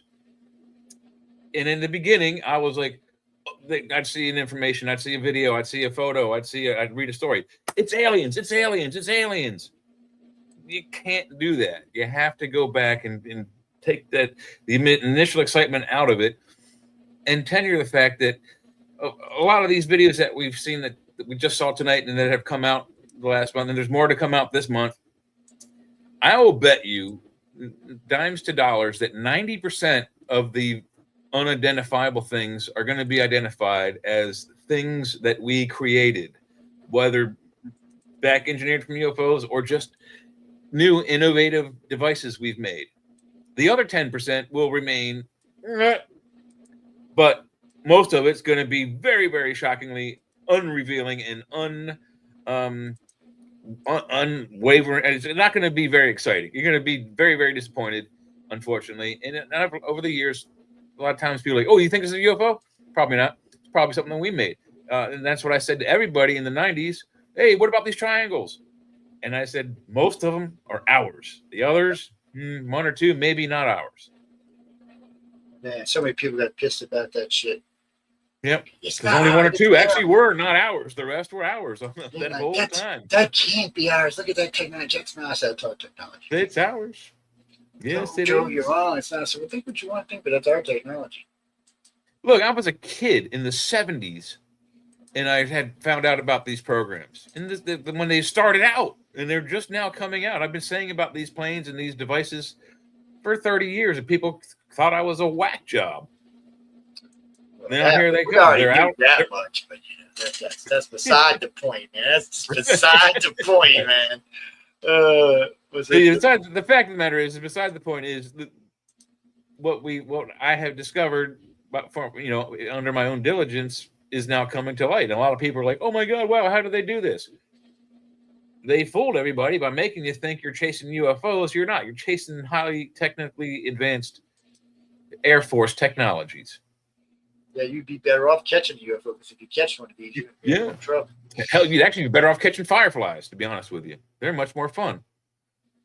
What are you talking about? What do you mean, why is Jay being a tease? I don't understand what you're talking about. Oh, the firefly thing.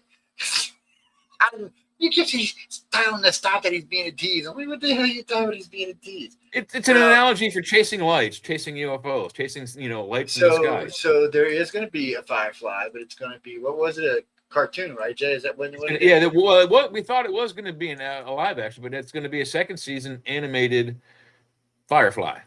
Yeah. I don't know how I feel about it. All the characters are going to be in it, and they're going to use their voices, except for the dead ones, I think. Can't use. They can go back in retro spec and have the dead ones, but 3 of them died. Wait, who's dead? Watch died, Bishop died, and I think Jane died. I knew Bishop died. I didn't hear about Jane because that's Watch. Watch dies in the movie. Yeah, but he gets impaled. Remember? They can write around that. And didn't his wife die too? I think 3. They buried 3 of them at the end. I forget which 3. No, the number 2, she's okay. The Booker, she's okay. The mechanic's okay. The doctor and his daughter's okay. Jane's okay. The doctor and his sister. The doctor, Bishop. Oh, the other one was he went to go live at the camp and got killed. The bad guy, the spy, the good guy, bad guy. Yeah, the preacher man. Yeah, the black dude. But the other guy I think they buried was the dude who was the communications guy. That his robot girlfriend told him that he got stabbed. Oh yeah, okay, but that don't count. He stabbed me, Mal. Shit. Yes, it wasn't cool. That's a crazy piece. But how's it going to be? I'm on the fence. It's either going to suck or it's going to be really, really good. I'm tending towards suck, but kind of tending towards myself. But we can only hope. Jesse, Firefly was a good short-lived. And you know what sucked about it? I was listening to the guy who played Walsh the other day, and they actually told him if they come back from Serenity, they would rewrite him in. But he said everything they tried during the season, no one would watch it. No one. He said they had the worst ratings ever. It was canceled. It was purchased for 13 episodes. They filmed 13 episodes. One of them was a 2-hour episode, the premiere, the pilot. So actually it's 14 episodes, but it was canceled on the 10th episode. So the 11th, 12th, and 13th episodes were never aired. No, you can get them. You can get up to 14. No, you can get them, but they were never aired on TV. Is what I'm saying. Oh, I don't know. I didn't watch it on TV, so I couldn't. Oh yeah, I watched it on TV. They canceled it right after the 10th episode was aired. They said that's it, and everyone was like, "What?" Linda don't like she don't like the guy Turley at the end. The bounty hunter. Yeah. Last episode, she don't like that guy for some reason, and she didn't really like the guy in the movie either. Oh, he was vicious, yeah. he was methodical killer, so he was. You talking about the Purple Hands episode? I forgot the name of it. Yeah, the guys with purple hand, they had a little stick that go trick, and everybody start bleeding from their eyes and nose and die and stuff. Yeah. Serenity had a lot of. So Serenity was interesting because it was a cowboy western, but it was a cowboy western set with advanced technological cities. It was much more the wagon train to the stars than Star Trek was. Yeah. And Star Trek was supposed to be, because remember, Gene Roddenberry, people, before he wrote Star Trek, used to write Western. He wrote detective stuff, then he wrote Westerns. Detective and police stories, but mostly he started off doing Westerns, yes. Yeah. So that was a big thing in Hollywood back then. In the 40s and 50s were Westerns, yeah. But if you go back and read some of the Westerns, you'll see they have a Star Trek-esque feel about it. As far as the stuff in the episodes, the only difference is they got horses and pistols instead of lasers and phasers and if anyone remembers the holster that they wore, one of them was this thing, which was worn around the waist to emulate the speed draw holsters of the cowboy times. That's what this is for. You only see it in a few episodes, but all the guns, all of them on Firefly, are low slung, like speed draw cowboy stuff, to emulate that fact. And there's always a bar fight, almost every episode. You know, Not idea like that, something like that. No, so you can hit somebody like this flat fisted. You gotta be careful if you hit them wrong, you make your wrist up.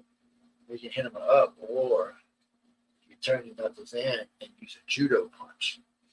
there are in martial arts there are three fists. You've got Goju Ryu, you've got ridge hand, which is that.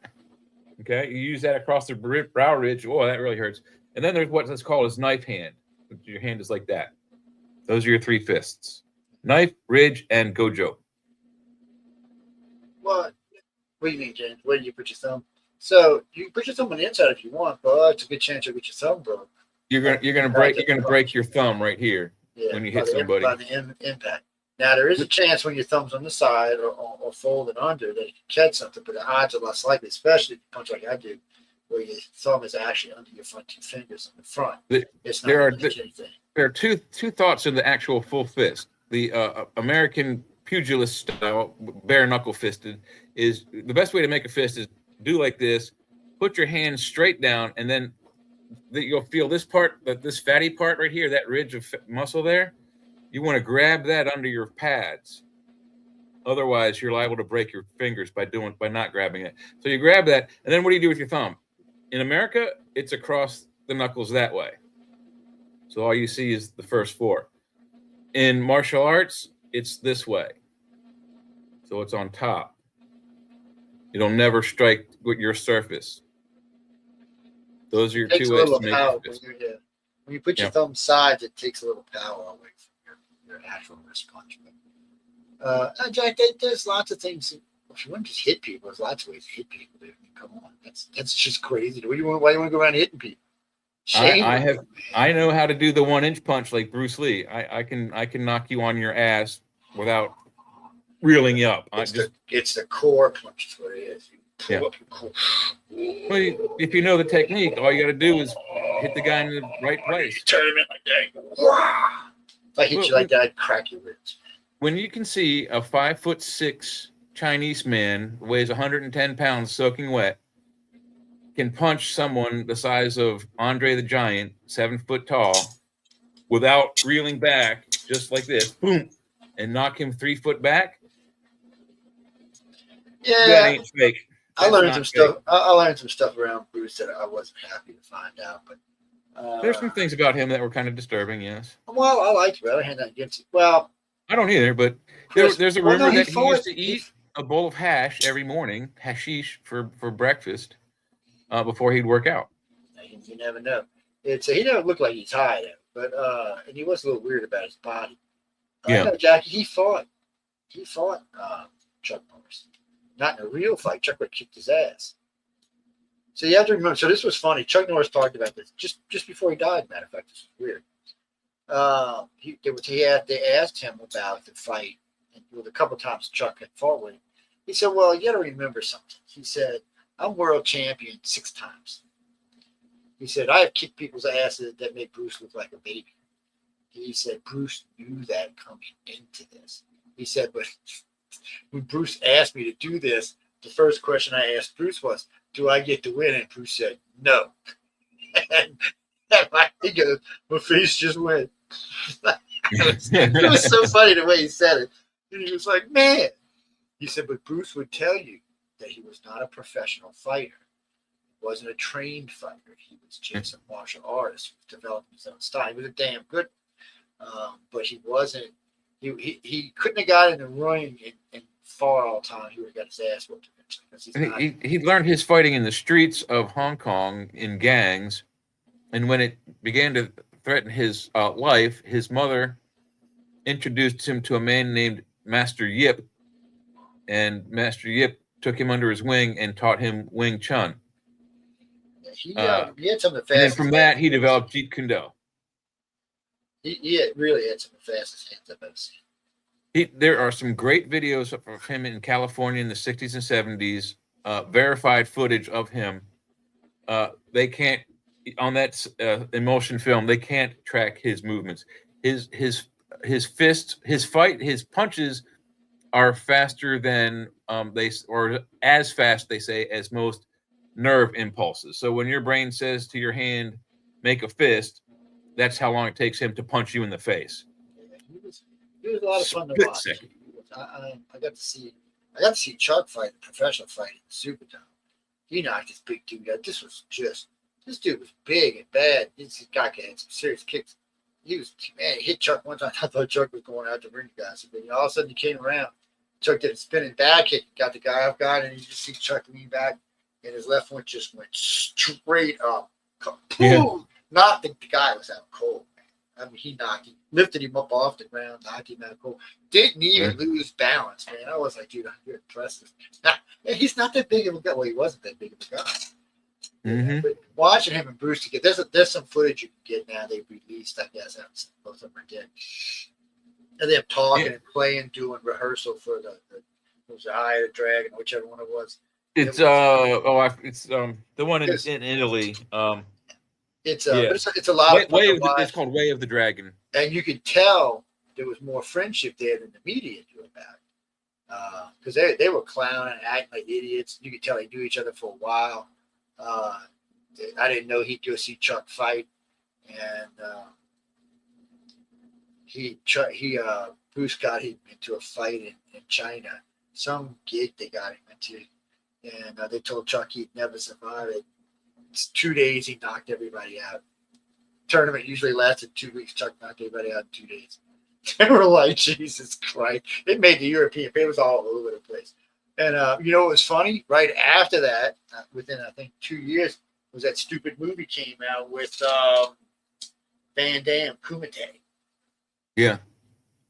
And I was thinking, well, I don't think it was the same thing, but it was Van Damme was okay, Jack. He was John Copenhagen's a very accomplished martial artist. Everyone thinks he's a fake martial artist. He actually had started out. I think he's from Belgium or France, but he started out as a ballet dancer, and in order to become more flexible, he started taking karate, so he could stretch and do ballet stuff. But I think he's a much better martial artist than he's a ballet dancer, to be honest with you. Probably is. But he's not a faker. He does it for real. He's a good, good martial artist. He was a pretty decent one. Mike, we got to go, but Jet Li was badass. Yeah, Jet Li was badass. Jet Li still is badass. Yeah. Yeah, he's Donnie Yen's pretty badass. Oh, you mean Jackie Chan? Jackie Chan is a real martial artist, but Jackie Chan is crazy. He's Jackie Chan actually was a stunt performer on most of Bruce's 6 films, at least 5 of them, I think. 5 and of that's the the 6. sad part is Jackie still does his own. I don't know if he does now, but he was doing them. I know in the last 3 movies he did with Chris Rock, he did all of his stunts. Yeah, he Hollywood won't let him do his own stunts anymore, and I don't think Hong Kong does either. But it used to be he did his own stunts. He's in his 80s. No, you're sorry. You're not doing your own stunt, they buddy. show him he's trying to slip. So there's this one scene where they're coming out the back and there's a little wire gate. A little thing where you pass the money under. So he jumps up. He's going to slide between the top and the bottom. He got stuck twice. No, people, it's not in the movie. It's in the clips. Bloopers. Yeah. But anyway, we got to go. We're 5 minutes into Michelle showed up some spot. Yeah. Oops. Sorry, Michelle. We're going to get out of here. This time. Well, there's a lot of video up there y'all can see, but anything you see, but there's so much of this gray stuff. It's making me crazy. Yeah, we'll look around see if we can find something better, but so far not so much. And they keep telling me there's descriptions of aliens that were released that I haven't found yet, so we'll keep looking for them. Oh, no, Yeah, supposedly in this next dump, they're supposed to be photos of alien bodies and both dead and living alien creatures. We'll see. I don't think they're going to say, but we'll see. I'm not very enthusiastic about that report, but we'll see. We'll talk about that on Friday. The War Power Statements. We'll get past it now. We'll talk about all that on Friday. What do you mean? Why is it important, dude? First off, if they put limitations on Trump, they give the ball to Iran. All this was for nothing. Yeah. Because now Iran will know that Trump can't do anything because the country told them no. Right now, they don't know that. Yeah, you got to worry. You got to wonder about our country sometimes. How you really do. But anyway, that's not what we're here to talk about today. But catch us on Friday. We'll talk about it. Right now, no later. We got to get out of here. I want to thank everyone for tuning in to United Public Radio, UFO Undercover. Of course, if you have any moans, groans, bitches, or complaints, please write to Michelle DeRoche. If you are a host tonight, your show is already up and posted in the archive, so you can check it out there. This one will be up in the next 15 or 20 minutes. But until Friday, have some fun. Enjoy your lives. Duck every once in a while. You never know what's falling from the sky. Good night, everybody.